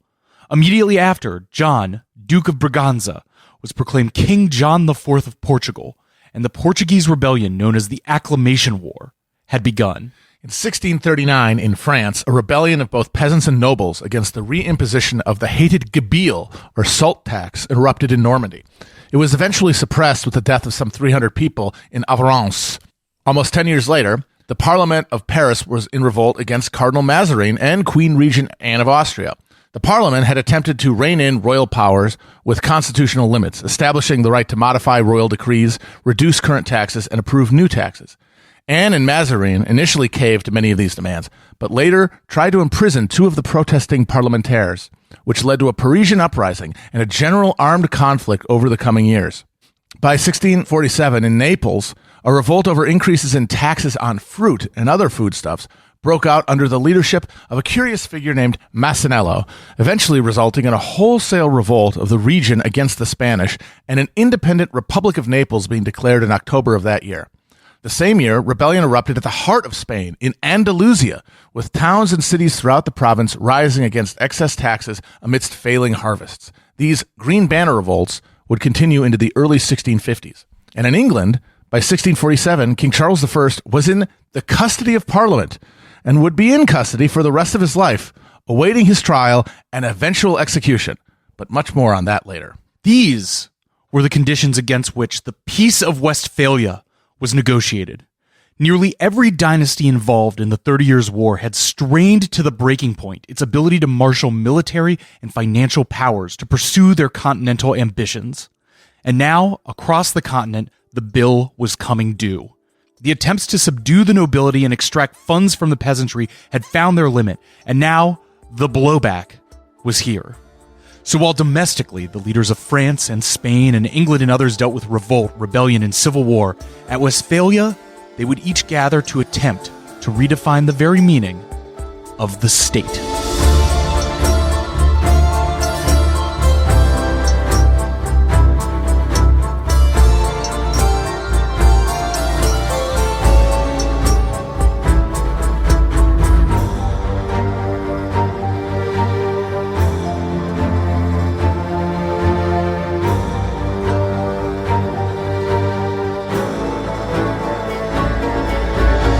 So the French and Spanish monarchies evolved along similar lines, shaped as they were by similar geographic conditions and similar extended military conflicts with a foreign power. Both the Iberian Peninsula and the lands that would become France are defined by natural boundaries, as opposed to the vast open plains and riverine trade networks of Germany. The Spanish and French monarchies came into shape through a process of dominating linguistically and culturally distinct regions through the waging of war. In Spain, this was the Reconquista, the Holy War to drive Muslim rulers across the Strait of Gibraltar that culminated in 1492, overseen by the union of the principal Spanish regions of Castile and Aragon in the persons of King Ferdinand and Queen Isabella. You probably have heard of them, Columbus and whatnot. In France, we see the Valois dynasty emerge from the 100-year struggle against English and Burgundian opponents that saw English power on the continent reduced to their coastal enclave of Calais, and Burgundy eventually removed as an independent polity, becoming part of the Habsburg lands. Both monarchies rose to paramount status, capable of administering diverse realms from their capitals of Madrid and Paris by making strategic alliances with local military aristocrats. The family that made the best alliance could rise from the pack, but at the cost of recognizing the local autonomy of the other aristocratic families. This meant that while the necessities of waging war collected authority around the figure of the king, local elites, organized into their corteses and parlements, were always resisting the abrogation of their ancient rights and privileges. One lever of advantage the monarchy held in this process was his role as mediator of the conflicts between peasantry, city dwellers, and aristocrats, whose interests all clashed violently. By the time of the 30 Years' War, the feudal economic model that had sustained these relationships was breaking apart at the precise moment that the perceived strategic interests of both of these states necessitated vast expenditures for military operations against each other. While Spain had access to the riches of their South American silver mines and France possessed the largest population and most fruitful agricultural output in Europe, the cost of war was staggering. In the 1620s, the French spent 16 million livres on war. In the 30s, it was 33 million. The Spanish crown was forced to declare bankruptcy in 1627 before begging new lines of credit from Genoan bankers and devaluing its currency. The French monarchy sold offices of state to fund the war, with 50% of state revenue coming from the sale of offices by the 1630s. In both countries, the nobility chafed at being asked to chip in on military campaigns designed to boost the reputations and prestige of their rivals for power, the crown. When Olivares proposed his Union of Arms to establish a troop quota system in each region of Spain, the regional noble assemblies refused to raise the required forces or send funds. French nobles used their positions within the legal bureaucracy to resist the assertion of royal financial prerogatives.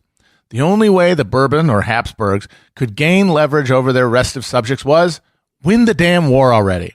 So the search for more revenue saw both monarchies invoke long, unexercised regalian rights, established in the medieval era, which could raise money without requiring the consent of the local elite assemblies. In France, the taille, the direct tax on non-noble land, had been steadily rising since the late 1500s, and during the war, attempts were made to reduce the number of people who could claim exemption from it. This triggered local elite resistance. In both countries, excise taxes on home necessities, particularly salt, were levied and then raised. By the time of the Catalan Revolt, the effective Spanish tax rate on salt was 80%. This had the dangerous consequence of allying the interests of peasantry, city dwellers, and aristocrats together against the central authorities.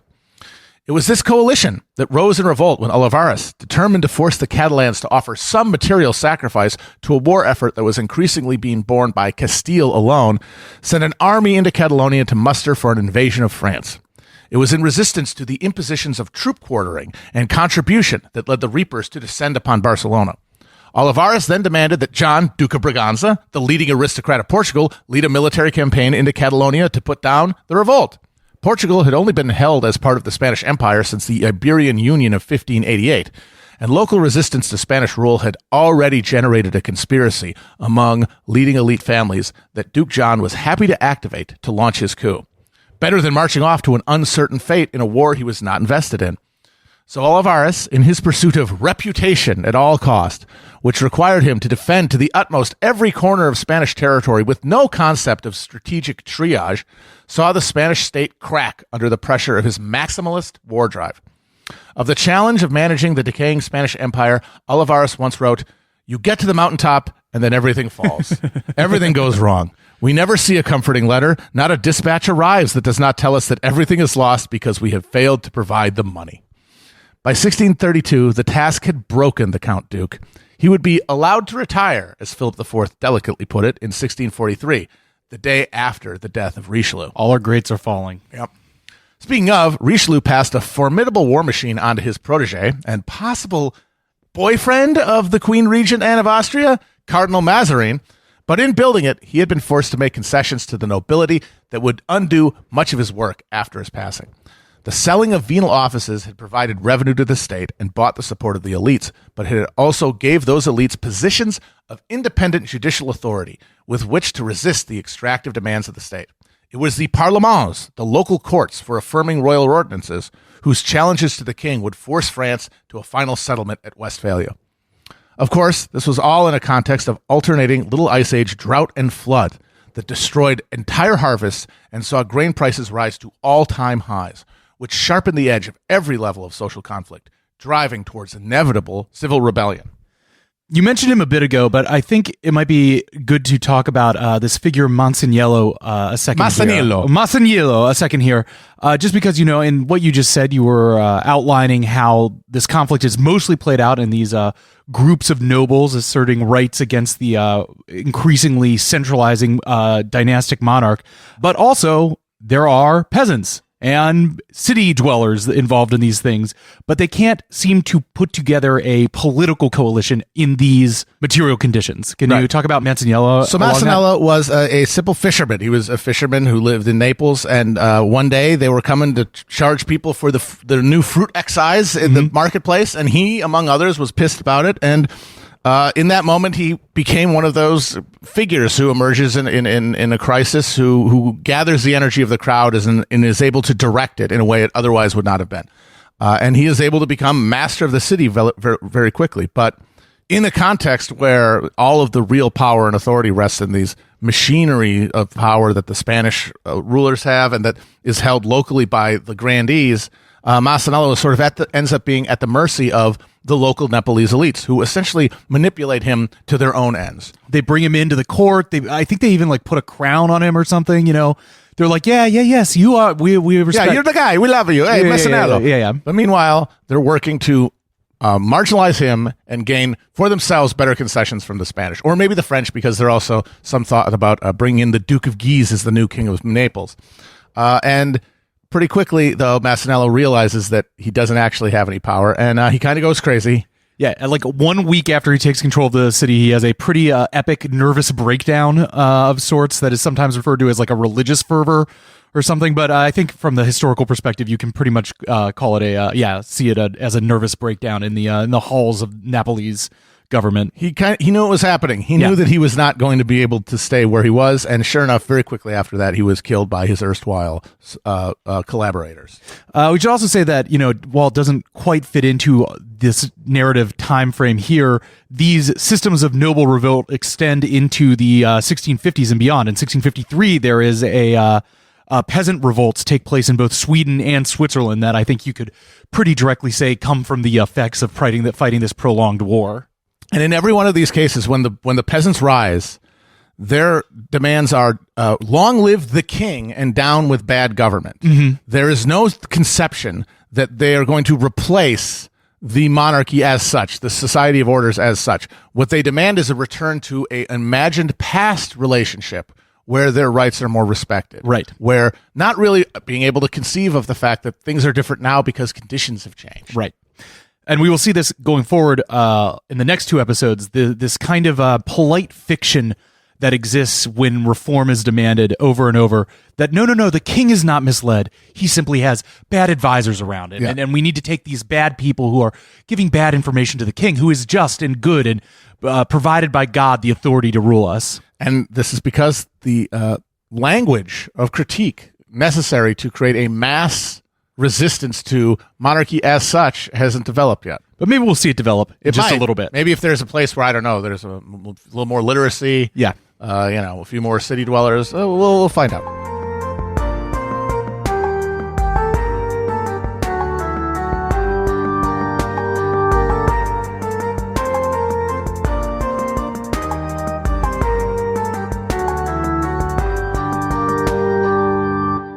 So, with this background of the major combatants' domestic situations, we return again to Westphalia, 1643, the great negotiation to end the war. Frederick V of the Palatinate was dead. Ferdinand II was dead. Richelieu was dead. Louis XIII was dead. Philip III was dead. James I was dead. Gustavus Adolphus was dead. Maurice of Orange was dead. Wallenstein, Mansfeld, Tilly, Pappenheim, and even Count Thurn were now dead. Christian Anhalt was dead. George William was dead. Bernard Saxe-Weimar was dead. The entire generation of leaders who had started, prosecuted, and prolonged the 30 Years' War were gone, save for Maximilian I of Bavaria and, of course, Beer George of Saxony. I'm a survivor! I'm going to make it! Those remaining princes exerted increased influence over Ferdinand III and the nature of the negotiations. Though he was much more motivated to arrive at a general peace than his father, he still found his credibility disastrously compromised. Again, partially thanks to that infernal information machine, the printing press. In the early 1640s, a book titled Dissertatio de Ratione Status in Imperio Nostro Romano Germanico appeared in German markets. Written under a pseudonym by a Swedish historiographer, Bogislav von Chemnitz, the work was an insistent, dramatic, and cuttingly rationally argued takedown of Habsburg overreach during the war. The work outlined all the ways the imperial forces had circumvented the imperial constitution to widen their own dynastic power, while simultaneously revealing the deep weaknesses of their positions. Yes, Ferdinand III Habsburg was owned by facts and logic in the marketplace of ideas. Against this general sentiment, German princes resisted Ferdinand's attempt to negotiate the peace domestically in an imperial diet, and instead pushed Ferdinand to recognize the already organizing Westphalian conferences, involving the princes and their foreign allies. Once these protests included the emperor's strongest ally, Maximilian of Bavaria, he had no choice but to yield. The Westphalian negotiations would be given the weight of an imperial decree. Finally, as mentioned last episode, negotiations were also delayed by the Danes screwing around in the Baltic. King Christian continued to harass Swedish and Dutch interests in the Baltic with onerous sound dues, taxes for passing goods through the Öresund Strait between Denmark and Sweden. After the Danes began a naval blockade of Hamburg, the Swedes engaged in a short but decisive war against Denmark from 1643 to 1645, effectively ending Danish pretensions at mastering the Baltic. So finally then, it's all settled, and on December 4th, 1644, representatives from France, Spain, Sweden, the United Provinces, Austria, the German princes, the Pope, Italian city-states, and over 100 other political entities opened their Congress in Westphalia to figure this whole thing out. Peace negotiations had been agonizingly long in coming. France and the Habsburgs had been sounding each other out diplomatically since 1636, but the resistance both regimes faced in raising tax revenue finally drove them to a formal process in 1643. Bringing such a large body of diplomats together was a daunting logistical and protocol challenge. For starters, while Spain and France, the Catholic powers, sent their negotiators to the fully Catholicized but Westphalian city of Munster, of Anabaptist fame, the Swedish delegation set up shop in the bi-confessional Lutheran Catholic city of Osnabrück, which had been taken by Swedish forces in 1633. So in these two cities, negotiations began to resolve the conflict between Spain and France, France and the Holy Roman Empire, Sweden and Spain, Sweden and France, Sweden and the Holy Roman Empire, and let's not forget the United Provinces and the Spanish Netherlands, and the United Provinces in Spain, and the United Provinces and the Holy... You know what? You get it. It took 6 months from the convocation of the talks to figure out in what order the delegates would sit, and in what order they should enter rooms. The senior French diplomat, Longueville, never even met his Spanish counterpart because over the long years of talks, they failed to agree on formalities of address and interaction. One persistent impediment to an agreement was Spain's reluctance to accept the fait accompli of Dutch independence. Also, the Pope's attempt to assert church influence was resisted by basically everyone. When the papal nuncio set up a dais to represent the Vatican, the French delegates insisted on its removal. One of those French delegates arrived with a pregnant wife in tow. The joke in Munster at the time was that her child would be born, grow old, die, and be buried in the ground before an agreement was signed. But the French minister's decision to bring a wife and to plant a garden at his residence was meant to show to all that he was willing to stay as long as it took to gain a settlement. Of course, during all these tedious months and years of protocol debate, the armies of the various powers remained in the field, listlessly pawing at each other and despoiling the countryside in the hopes of increasing their leverage at the negotiating table. The overall makeup of the main players in the delegation left a lot to be desired, and included some classic comedic pairings. Axel Oxenstierna had sent his fail son Johann, a, quote, large, red-faced, rather stupid man, easily rattled, very haughty, too fond of wine and women. He would signal his rising, dining, and retiring with a fanfare that everyone in Osnabrück could hear. He was balanced by his competent subordinate Johann Salvius, who had been sent to more vigorously pursue peace by Queen Christina, now finally 18 and ruling in her own name.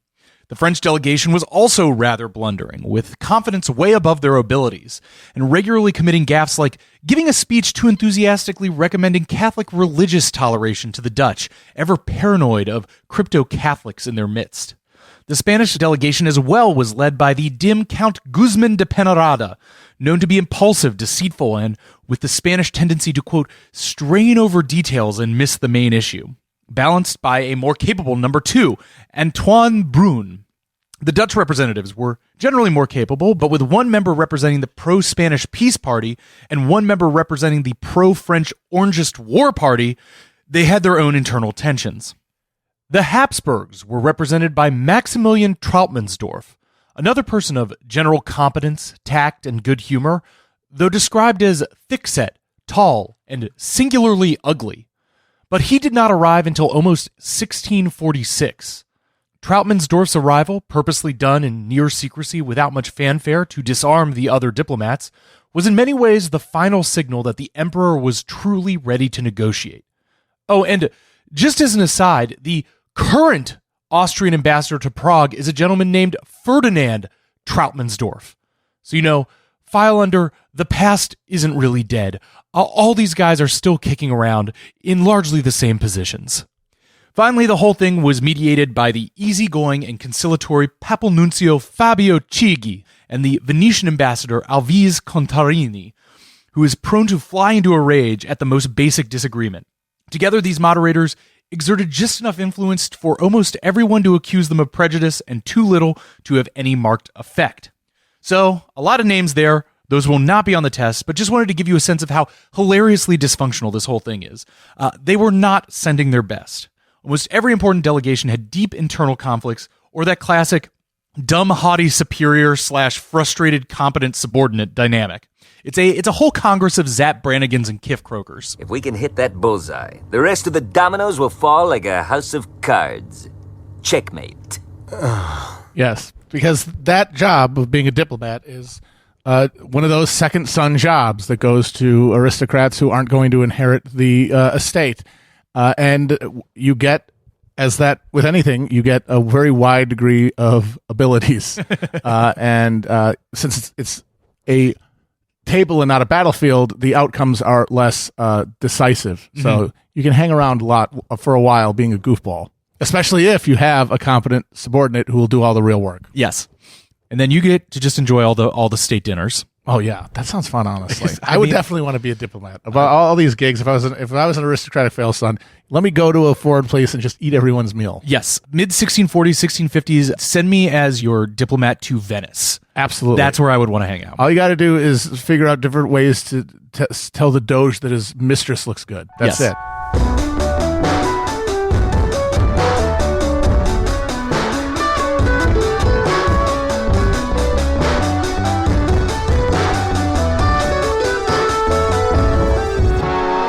So the complex series of issues to be decided came under four main categories. 1. The original complaints of the German estates, which included settling the actual constitutional rights of the emperor and, crucially, a final religious settlement for the Holy Roman Empire. 2. What conditions of amnesty would be extended to the rebels, which notably included figuring out what to do with the Palatine electoral office. 3. Satisfying demands of the foreign allies, which included transferring of occupied lands to France and Sweden, as well as indemnification payments to disband their armies. And 4, other payments for dispossessed lands, including issues like compensating the Elector of Brandenburg for ceding Pomerania to the Swedes, and Maximilian of Bavaria for any land ceded to the Palatine Elector. The main questions of religious expression within the Holy Roman Empire, which had animated the war in its earliest phase, had been largely settled by the Peace of Prague. Everyone acknowledged that the Habsburgs would be unable to extend the Counter-Reformation to the principalities that had resisted it. Likewise, that Lutheranism could not effectively reach lands under Habsburg control. The only live question was, which normative year would be agreed upon as the point when the possession of ecclesiastical offices and territories would be recognized? The emperor, of course, sought an early date, from the heady days of White Mountain. Sweden and the Lutheran princes pressed for a date closer to the Protestant high tide a decade later. Regardless of the date chosen, all sides understood that the peace would result in the deconfessionalization of power politics in the empire. The states of mid-17th century Europe would still exist in a state of conflict over influence and prestige and resources, but that conflict would never again be premised on religious distinction.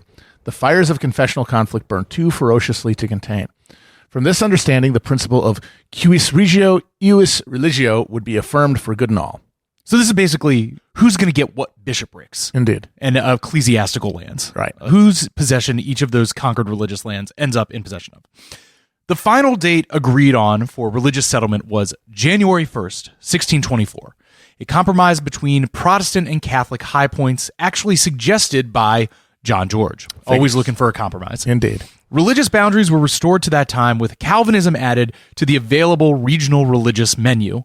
Cuius regio, ius religio would return, and additional toleration would be granted for subjects who did not wish to convert to the religion of their ruler. For his part, Maximilian of Bavaria attempted to negotiate a policy of strengthening intra-German unity by removing foreign influences. He pushed to cede Alsace to France and Pomerania to Sweden in hopes that these concessions would reduce foreign motivations to meddle in German politics. This failed miserably, as France and Sweden got their territories, while smaller German principalities still sought foreign aid for their own goals whenever they could get it. Bit by bit, Trautsmansdorf was worn down, the emperor conceded, demands of all parties were satisfied, and by January 1647, Alsace was given to France and Pomerania to Sweden. Sweden was further granted an indemnity of $5 million, which it mostly used to pay its troops to disband. The Alsatians and Pomeranians rather impotently pleading that they did not want to be French and Swedish, were ignored. The fate of the Palatinate was determined. Maximilian would keep the Palatinate's original electoral vote, but Charles Louis, Frederick V's son and heir, would be restored to the Rhenish Palatinate and given a new 8th electoral vote, which seems complicated to me because you can do ties there. Yeah, now you got ties coming into things. But I imagine it still goes by the same thing as like they essentially see which way the wind's going and vote unanimously every time. And Habsburgs keep the Holy Roman Empire throne until the very bitter end. Right, yeah. I mean, part of it is that the stakes have, by the very nature of this agreement, the stakes of being Holy Roman Emperor have dramatically reduced. Yes. So it's a vote that really doesn't have the same meaning as it did at the beginning of the conflict, and it is one of those classic decisions that appeases everyone and satisfies no one. Though honestly, it's probably more than Charles Louis deserved, considering how badly his dad screwed this whole thing up on this one. The fact that the Palatinate Wittelsbachs got out of this with anything other than a swift kick in the rear is remarkable. Crazy. But that's reputation. Yep. Got to satisfy reputations. Indeed. In January 1648, the Spanish and the United Provinces finally came to peace. The 80 Years' War was now over, and the independent Dutch Republic was born. The Spanish Netherlands would wither under the flailing Spanish, and Amsterdam would become the trade center for the region, and Antwerp consigned to centuries of decline. 1 million territorial adjustments were made. The Swiss, who had achieved de facto independence from the empire centuries ago, were finally recognized as their own thing. The Palatinate was split into two between Charles Louis and Maximilian. Brandenburg and Sweden worked out the borders with Pomerania. Jülich Cleves, who I don't even think we've mentioned here, but they had their own succession crisis that had been brewing in the background of this entire thing since 1609. That was resolved. Various prince-bishoprics changed hands, including some designated to alternate between appointing Catholic and Lutheran princes, which also seems insane. But on October 24th, 1648, it was all settled, with some appropriate bungles. Ferdinand III's final orders arrived without a key to decode it, which took them time to resolve. The order the diplomats would sign the treaties required 3 weeks of debate after the political terms had been settled. Even on the day of the signing, the deputies assembled at 9 a.m. and had to wait until 2 p.m. for the lead ambassadors to arrive, and then both treaties were signed. 70 cannons shot 3 celebratory salvos from the city walls. The war was over. So the so-called Peace of Westphalia is actually comprised 2 different treaties. The Treaty of Munster, which officially settled hostilities between France and the Holy Roman Empire, and the Treaty of Osnabrück, which between Sweden and the Holy Roman Empire. Spain officially recognized Dutch independence, but the war between France and Spain would continue until 1659, just no longer to be fought in Germany. By this point, France had troops stationed in Catalonia and was angling to break that rich region away from Spanish control altogether. The Portuguese, having effectively achieved independence from Spain, still had a colonial war with the Dutch to settle. But the treaties would finally end the bloodshed in German-speaking Europe and establish a basis for religious peace in that region. The Pope, Innocent X, was not thrilled about it, denouncing the agreement as null, void, invalid, iniquitous, unjust, damnable, reprobate, inane, empty of meaning, and effect for all time. Everyone's a fucking critic.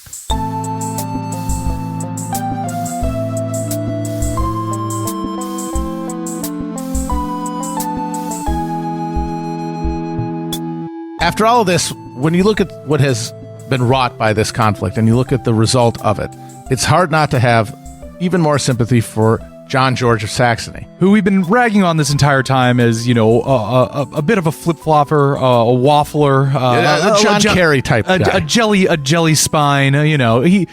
He's always in the background trying to appease a momentary interest for best conditions, and in the process never ending up quite on the winning side. But what would you say about the legacy of John George? John George is the character that is, I think, most recognizable to a viewer of these events from distance, in that his goal throughout the whole thing is just to find a way to stop the fighting, to keep himself and the empire from a war that the value of which was very hard to see. And when you look at what actually happened, it's hard not to credit him for a foresight and a sensitivity to the conditions that his fellow princes lacked.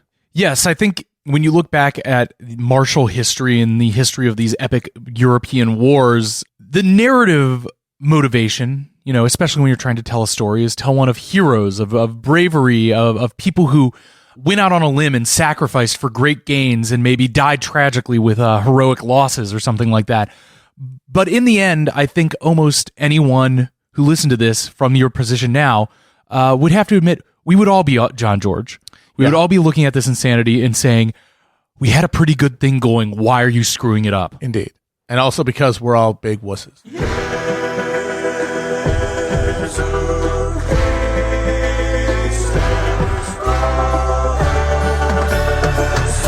Though the peace was signed on October 24th, 1648, the last military action concluded on November 1st. In the months leading up to the signing, one final Swedish offensive had made it all the way to Prague and put the city under siege. The Swedes were unable to take the old town of the city as the resilient Czech militia, filled out by citizen volunteers and university students, valiantly held the Charles Bridge against wave after wave of attacks.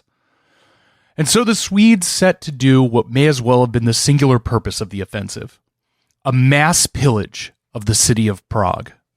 Up to the moment the news of the peace reached them, the Swedes reveled in what the war had mostly been about: a squalid orgy of loot.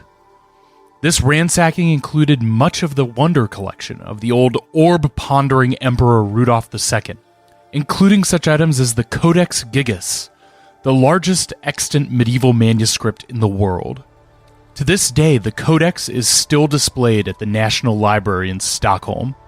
It's notable for its unusual, massive illustration of Satan. So after all the speeches and pamphlets and cross-bearing processions, the real purpose of the war is revealed in its dying days: a Protestant army raiding churches to make away with candelabras and reliquaries. This was the real work of the Reformation, carrying off and melting down the wealth of the Catholic Church, turning the fixed symbols of a faded religious authority into tradable tokens for use in an increasingly overbearing commercial economy. From a gold crucifix to a pile of gold coins, the transubstantiation of the modern world.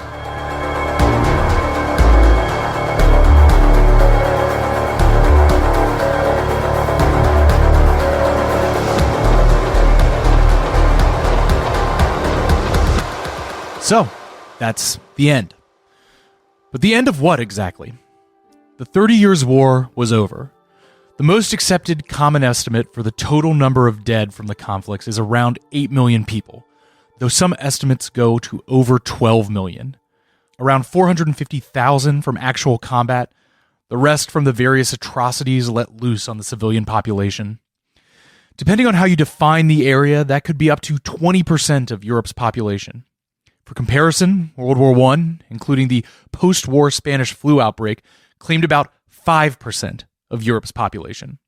So it was also the end of a generation of acute trauma across the continent. It was effectively the end of the wars of religion, the entire series of murderous conflicts that had begun with Martin Luther and the Wittenberg Cathedral door 13 decades earlier. It was the end of the dream of universal Christendom, of a universal monarch. Never again would even the most zealous of religious leaders or deluded of dynastic schemers imagine a Europe completely united under a single faith or a single crown. And, we would argue, it was the end of feudalism, the violent death rattle of a system that could no longer be sustained, at least not in Western Europe. Of course, the forms of feudalism would persist in some places for centuries, but at the bleeding edge of political and economic development, it would never be seen again. It was the end. But then what was next? The state. The dynastic power structure of feudalism reached a terminal crisis in the 16th century. That system, if you remember, military aristocratic families extracting agricultural surplus from peasantry in an escalating triangle of tribute relationships, all presided over by a sovereign monarchy whose power and access to surplus came from his ability to marshal resources to defend and expand the territory of that particular network of aristocratic families, all of whom fiercely guarded their rights to tax and administer justice in their own territories. This system was validated by the divine will of God, as certified by the one true and universal Catholic Church, which operated its own peasant surplus exploiting power structure that both propped up and competed with royal and noble authority. In this mode of production, there was little incentive for at any level to improve agricultural output. For the peasants, it would just be confiscated. For the noble landowner, surplus could only be spent on personal luxuries and armies of servants to advance their prestige and esteem. Trade networks defined political boundaries, but trade was hindered by a lack of gold and silver specie and the demands of the landed nobility. The Black Death broke open a stagnant feudal order, and once peasants began using the new degree of physical and social leeway to move to cities, the resultant demographic and technological explosion ruptured the load-bearing members of the feudal order. The conflict between classes and within elite power structures was a constant churn, undermining those structures. In this context of class struggle, demographic growth drove dynastic regimes into conflict. Military innovation raised the capital investment necessary to fight those conflicts, and banking and religious innovations increased the size, influence, and speed of the financial economy. And all of this dependent upon a concept of surplus extraction that disincentivized the improvement of agricultural output. To accommodate, new structures emerged, primarily in the dynamic urban trade centers of northern Italy, Germany, and the Low Countries. But political power was still hoarded by the landed aristocracy and the church, who had no interest in handing any over to the upstart town dwellers. This stalemate was again broken by an exogenous shock, the Little Ice Age, which rapidly deteriorated the already tenuous productive basis of this mode of production. The process of fighting the war accelerated the creation of a new political power structure to accommodate this changing economic structure. No longer would the prerogatives of power be distributed among a patchwork quilt of feudal authorities deriving their power from a universal church. Westphalia recognized the beast that had emerged from the carnage of the war, a secular state administered by a sovereign ruling not on behalf of divine right, but through their control of the administrative apparatus, a monopoly on the maintenance and deployment of military force, borrowing authority, tax collection, and justice. The sovereign determined the religious makeup of the state and ruled in some consultation with the urban, noble, and peasant classes, a consultative arrangement that was at the sovereign's discretion to create and maintain. Each state would respect the legitimacy of each other's internal governing structures, with no more ability to call down crusades on religious dissenters and claim their lands in the process.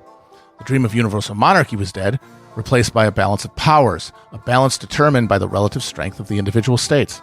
Some states would rise in wealth and influence, some would fall, as always according to the will of God, but now God's will would not be determined in church conclaves, but in the marketplace.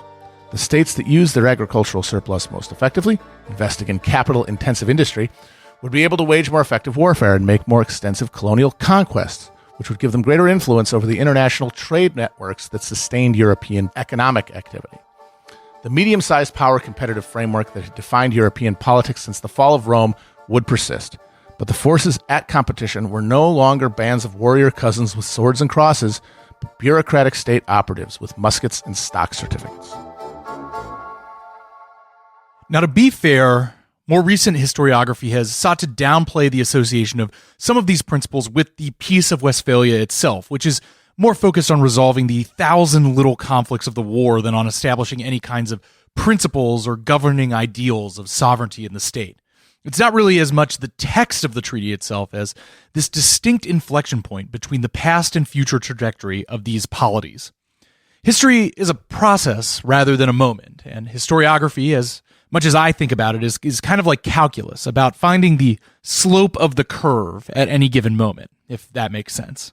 I'm getting off a little bit in a more theoretical discussion here, whether or not you want to quibble with the term Westphalian sovereignty being technically accurate to states in the 19th or 20th centuries. Something important definitely happened here in 1648.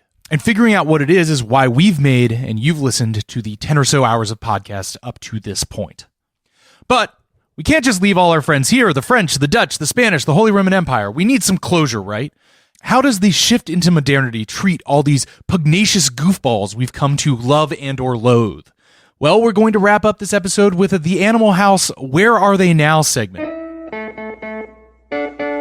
Starting with the French. Because within 50 or so years of Westphalia, all those previously sordid nobles had indeed traded their arms and regimental commissions for perfume and robes at Versailles. As we noted at the top of this episode, at basically the same time as the Peace of Westphalia was being signed, France was plunged into a series of conflicts and civil wars known as the Fronde. The initial rebellion was the Parlement of Paris against increased tax obligations and carried the veneer of constitutional legitimacy, such as ostensive demands to convene an Estates General. But this soon gave way to a series of petty grabs for increased power, prestige, and control over the various levers of state by the princely nobles, many of whom were returning veterans of the 30 Years' War, hardened by combat and leading their own commands of troops. Louis XIV was a boy at this time. He was born in 1638, and the Fronde lasted from 1648 until early 1653. Though Anne and Mazarin were able to eventually overcome these rebellions that at various points oriented basically every level of French society against the crown, young Louis was deeply influenced by these terrifying usurpations of his youth and led him directly down the path towards a monarchy around which everything would revolve: the Sun King. The newly empowered secular state that Richelieu handed off to Mazarin and Louis XIV was, with the humbling of the nobles after the Fronde and the final expulsion of the Huguenots with the revocation of the Edict of Nantes in 1685, finally capable of marshalling its productive capacity to the task of becoming the hegemonic power in Europe.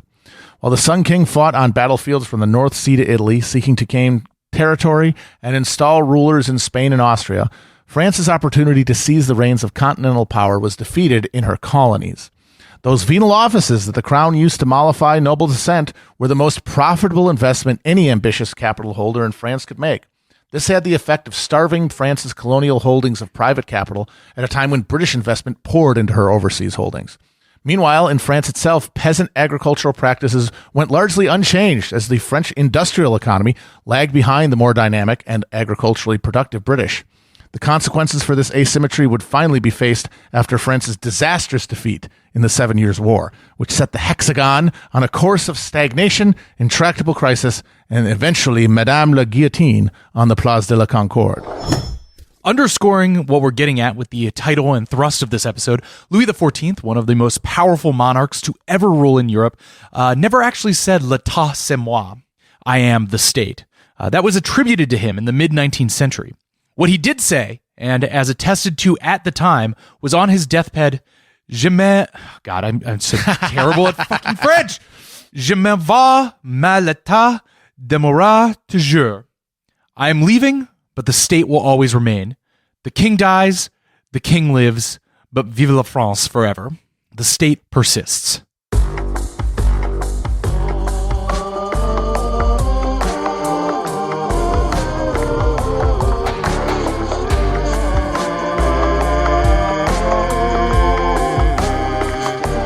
So next we'll turn to Spain. At the start of our story, Spain was the undisputed superpower of the European continent, and for a time, the known world. Now at the end of the 30 Years' War, the Spanish Empire was entering its death throes. A concerted military effort eventually reclaimed Catalonia, but at the cost of letting Portugal go.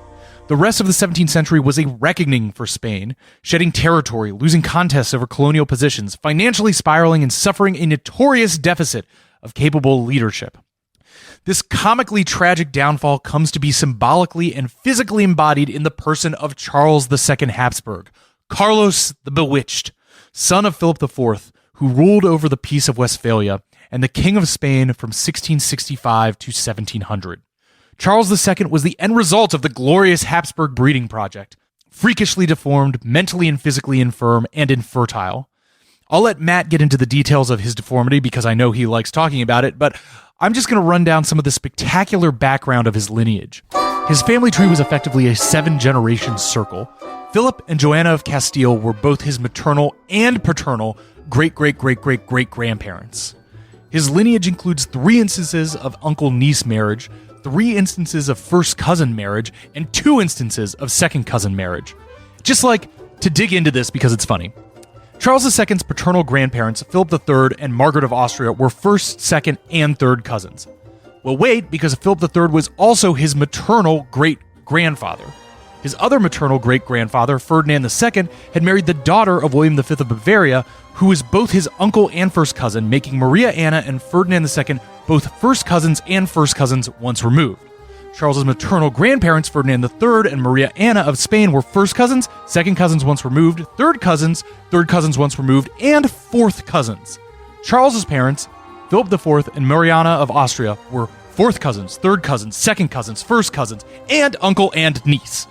To put it another way, Charles had 4 unique great-great-great-great-grandparents instead of the 64 any of us might have. So you happy Austria, merry indeed.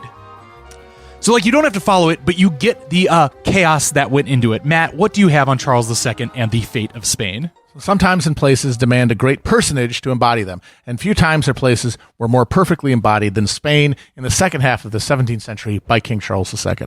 No one could have better presided over the cascading series of military defeats, crop failures, and bankruptcies than Carlos the Bewitched. The bill for centuries of parasitic inbreeding had come due. The famously prominent Habsburg jaw was so damn prominent in Charles's case that he drooled constantly and suffered stomach upset from being unable to properly chew his food. He was beset by hormone deficiencies, hydrocephalus, and rickets. He weighed 82 pounds soaking wet and unsurprisingly failed to produce an heir or even consummate a sexual relationship. Even with all of his ailments, Charles managed to rule from 1665 to 1700. His autopsy found his heart was the size of a peppercorn. His lungs corroded, his intestines rotten and gangrenous. He had a single testicle, black as coal, and his head was full of water. The last Habsburg king of Spain left a disputed succession that would end after a war with France with a Bourbon relative of Louis XIV on the throne in Madrid. The bag had been fumbled. The Spanish state that emerged was lashed to a backward agricultural economy and colonial holdings dominated by their own landowning aristocracy and incapable of competing on the same level as states it had once overawed. It would take the upheavals of the French revolutions to break up the stagnant miasma besetting Spain. Italy. We can kind of blow past this. My apologies to fellow Italians. The various Italian city-states, including the Papal States, continue to be a football for other influential European powers for another few centuries, which is why it doesn't really become a thing until the 19th century. Many of the cities remain rich, influential, essential nodes of European trade, but never exert the same strategic importance after the mid-17th century. The merchant oligarchies that had emerged to claim power in the trading cities of northern Italy in the medieval period were able to direct resources to the creation of many of the financial technologies that would be critical to the emergence of capitalism. But the revolutionary potential of things like double-entry bookkeeping and star forts was neutralized by the fact that the city-states were small relative to the size of their continental powers and evenly matched relative to each other, preventing the emergence of a single sovereign polity capable of battling on equal footing with the dynasties of Western Europe. So those merchant oligarchies were forced over time into subservient relationships with France and Austria and Spain. Meanwhile, despite their dramatic Naples uprising, the rural hinterlands of southern Italy remained in a feudal relationship with the Spanish crown. The Pope held the balance in the middle, keeping central Italy in a theocratic vice. It took until the 19th century for the descendants of the Savoyard kings who played such a crucial role in financing the Bohemian rebels in the early days of the war to preside over the creation of an Italian state encompassing the entire peninsula.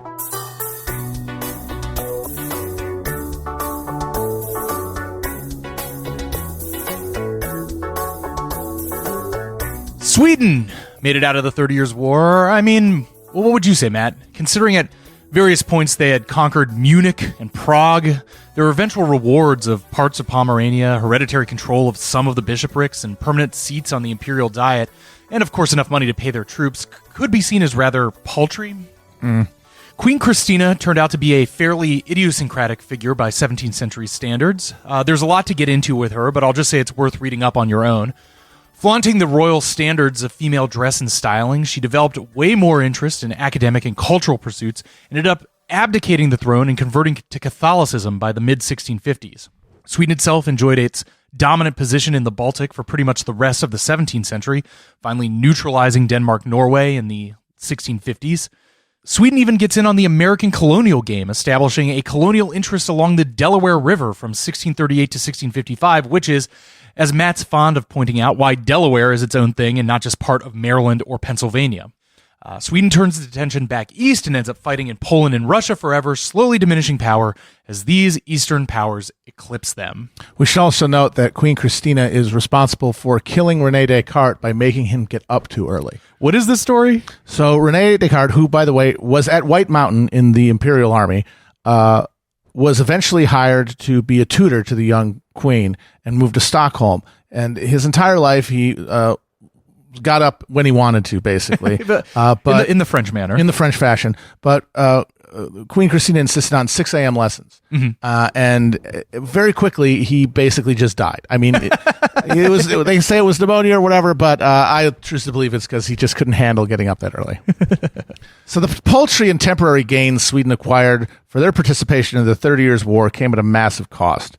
The Swedish crown's precocious taxation and conscription capacities meant that they were able to raise armies from among their own population rather than rely on mercenary captains, and this led to a massive loss of life among Swedish and Finnish men in an already sparsely populated country.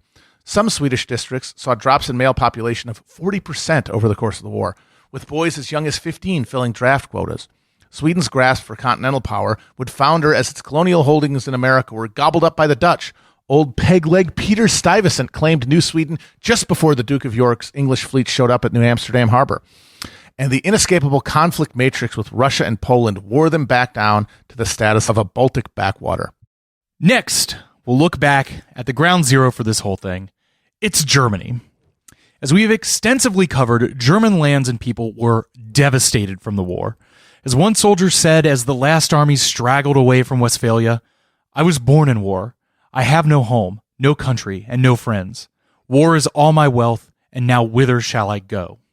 In imperial lands, the last great general left at the top of the command was Piccolomini, and he had to organize the demobilization of more than 200,000 people, soldiers and their numerous camp followers, whose only means of self-support was the now concluded war. The concert of rival princes and principalities, landgravites and bishoprics in Germany would persist, but if there was one victor out of the debacle of the 17th century, it was the electors of Brandenburg. Frederick William, the elector of Brandenburg at the end of the war, turned his attentions east, and through cunning foreign policy, negotiating between Poland and Sweden, was eventually able to knit together Brandenburg and Prussia into a single kingdom, of which his son Frederick I would be the first king. Frederick William, a fierce Calvinist, also adopted many of the military innovations encountered through the Swedes, and would pursue turning Prussia into a military and industrial dynamo that would come to take the center stage in the eventual German unification. The breaking of Habsburg influence over northern Germany made the rise of a Protestant German power inevitable. The merger of Brandenburg with its urbanized commercial economy and the former territory of the Teutonic Knights in Prussia with its powerful military aristocracy and feudal agricultural economy created a machine that could take the administrative and military advancements of Sweden and the Netherlands and apply them to Germany itself. Prussia would never be the economic engine of the German lands, but its efficient use of military resources allowed it to punch dramatically above its weight, especially under the leadership of Frederick the Great during the 7 Years' War. It was the Prussian Hohenzollern dynasty, not the Habsburgs, who would finally suborn the German states into a sovereign entity in 1871. So to me, I guess, part Italian, part German, so I think about the German people, the German heritage. This is basically the inflection point between the beer and sausage Germany and the Iron Cross Germany. A trauma that shows its enterprising new generation that if we're going to avoid being kicked around by our shitty institutions, we're going to have to harden ourselves to overpower them. But who has the last laugh? John George. Because you've got your Prussian Hohenzollerns and your Bavarian Wittelsbachs. All of them, by the end of the Great War, their crowns are in the gutter. But a cadet branch of John George's House of Wettin in the Duchy of Saxe-Coburg and Gotha would end up surviving the fall of eagles to rule into the 21st century. Although they did change their name to the Windsors for PR reasons. Well, a little more on the Windsors later, too. But keep in mind that John George is way back in the House of Windsor genealogy.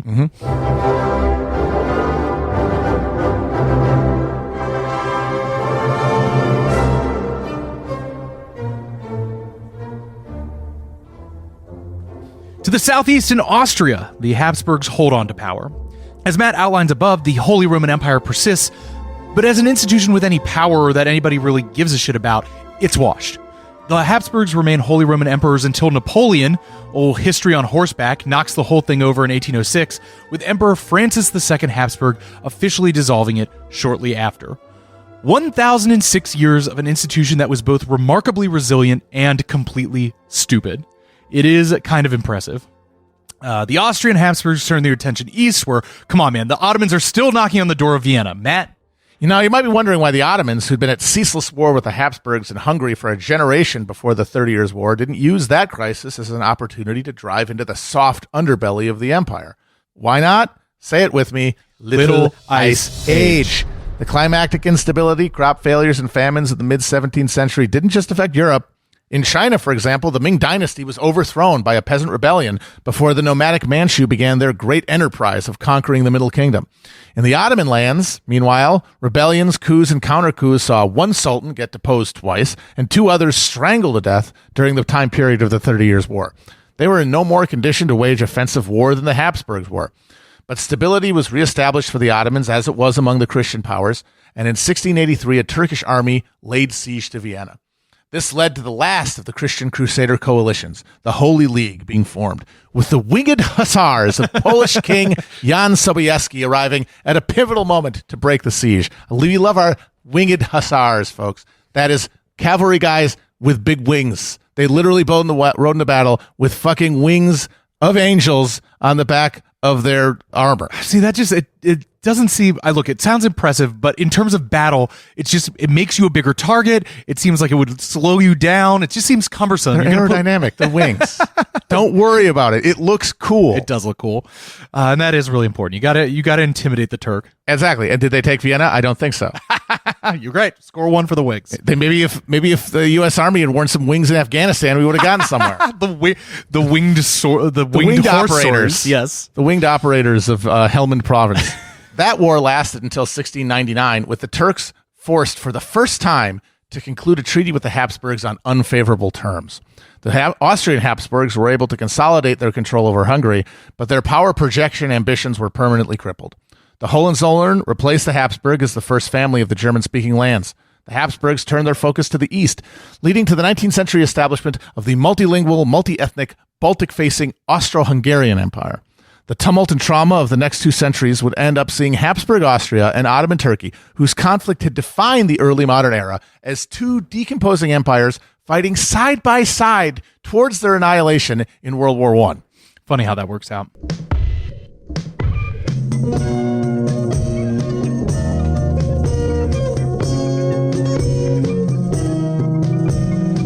Finally, on to the real winners of the 30 Years' War. The Dutch. The Dutch emerged from Westphalia at basically the height of their golden age, an independent republic knitting together a world-spanning commercial empire centered in Amsterdam, which had been virtually untouched by the conflicts of the last century. Dutch burghers are making money hand over fist, serving as a clearinghouse for bulk production goods such as grain and timber from the Baltic, supplying the entire continent with luxury goods, creating some of the most well-regarded art and culture of the period. Basically, they're having a great time. But so the Amsterdam merchants who had brought together the capital to fund the Dutch East and West India companies and to create the most powerful global trade and finance network didn't just do it for the glory of God. They wanted a permanent piece of the action. So they ensured hereditary control of their stock holdings and corporate offices with what were known as contracts of correspondence that fixed hereditary control over company and political power. You're getting feudalism in my capitalism. Now, those families used their joint stock company influence and political power in Amsterdam to dictate Dutch foreign and military policy. Holland had a veto over the fiscal policy of the entire United Provinces, and they used it to prevent the raising of taxes that could have maintained the Dutch military advantage. So instead, the Dutch military was defunded at the exact moment that the British were building a colonial and naval enterprise capable of competing with them.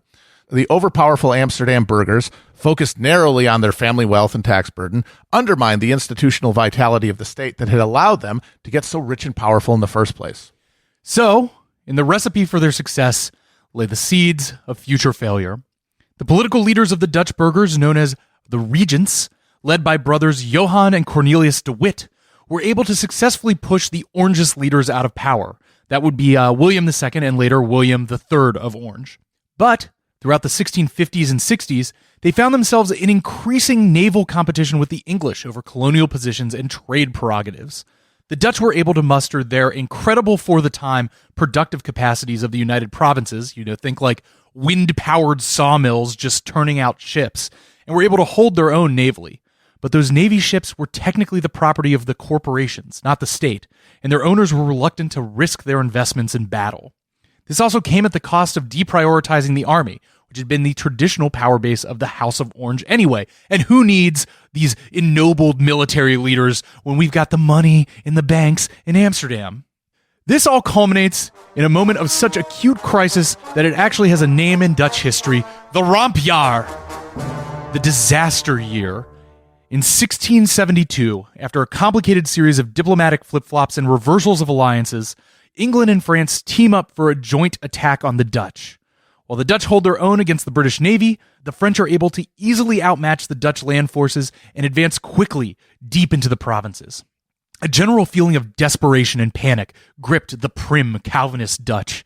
In August 1672, Regent Cornelius de Witt was arrested on paranoid suspicion of a plot to assassinate William III, possibly egged on by William himself. When Johann de Witt went to visit his brother in jail, the two were confronted by an angry Orangist mob who were eventually joined by the civic militia. The de Witt brothers, the lead figures of Republican rule in the provinces for 20 years, were shot. Their bodies were flayed and hung from gibbets, and the mob proceeded to cannibalize portions of their innards. And this wasn't some blood-crazed frenzy, mind you. It was a real Dutch barbecue, with a notably disciplined mob building cook fires to roast the regent's livers. A bystander could observe the grisly sight of these good Protestants who had waged an 80-year war to be free of the superstition and mystic rites of the Catholic Church, taking into themselves the blood and flesh of their fallen leaders in a horrifying literalization of the Eucharist they fought so hard to deny. They literally ate them. Folks, they ate. They ate those guys. They ate their guys. They ate their own guys. That's how you end a golden age, you know? Yeah. You really have to do it was a really good golden age when you got to eat a guy when you realize it's ending. Yes. But all is not lost for the Dutch. Even as the Republican leaders were killed and cannibalized by their good, sensible, business-like subjects, William III had been able to retake control of the armed forces. Just as complete destruction at the hands of the French seemed inevitable, William activated the Dutch water line, an ingenious system of, you guessed it, aquatic engineering that systematically flooded a defensive line separating the core provinces of Zeeland and Holland from the rest of the provinces. This effectively halted the French advance, buying the now ascended Orangist Party time to recover and staving off complete collapse. God, the water line, the Dutch, you just got to hand it to them. They're basically the dozers from Fraggle Rock, if anyone remembers that show, the little guys who just maniacally built the little structures over and over again. That they've been dealing with living in a fucking bog for 1,000 years, and they did it by abstracting away value of figuring out a cultural and religious world that allowed them to save and to abstract away their investments rather than spend them the way that their more profligate Catholic neighbors would. And in so doing, we're able to leap forward in their ability to marshal resources. And put those investments in things like wind-powered sawmills and creating a ingenious water line to make sure that nobody's ever going to get to Amsterdam. And, again, slavery. Yes. Industrialized slave economy in the Atlantic world. I think we'll talk a little bit more about this in the following episodes, but it must be emphasized that while we are focusing on the continental development of these ruling regimes and the buildings of business and financial powers, it is all being done on the back of the transatlantic slave trade being knit together by these exact same people who are fighting for their religious freedom of conscience. Indeed.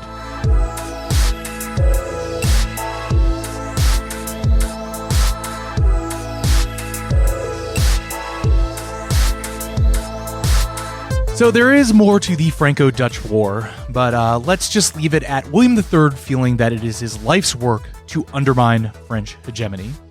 This is not the last we will hear from this orange gentleman, because even though we wrap up the crisis on the continent, our story is not quite over. Now we've got to turn north, across the channel to England, where a parallel crisis has been unfolding throughout the war. And now it's time to catch up with them and bring these two stories together. So James the First and Sixth, first King James of England, sixth King James of Scotland, we'll explain later, had attempted to keep his island domains out of continental conflict by refusing to support his son-in-law Frederick V's Bohemian adventure. But the religious ferment, economic instability, and climate disruption that led to the 30 Years' War in Germany and civil conflicts across the continent didn't stop at the English Channel. As the Peace of Westphalia was being finalized, James's son Charles, King of England, Scotland, and Ireland, found himself in a position that would have been unthinkable only a few years prior, and which stunned and unsettled the courts of Europe. He was in the custody of the English Parliament, awaiting trial for treason. The very idea of a king committing treason was nonsensical. The king embodied the nation. How could he do treason to himself? The other rebellions of the era, from Catalonia to Naples, began with chants of "Long live the king, down with bad government." Somehow in England, that formula had been reversed. In January of 1649, the king would be led out to a scaffold and beheaded. His last thought, probably some variation of, how the hell did this happen? The answer is that England, that foggy, wet backwater of alewives and sheepfolds, had been changing beneath the sight or will of any living person. The social, technological, and economic developments that had broken up the stagnant feudal order across Europe were, in that dank laboratory of Albion, being knitted together into a new way of being in the world, one that would prove superior to all challengers in the coming struggle for continental power that Westphalia set the stage for. Charles I was far from the first victim of this fearsome new social machine, and he would be far from the last.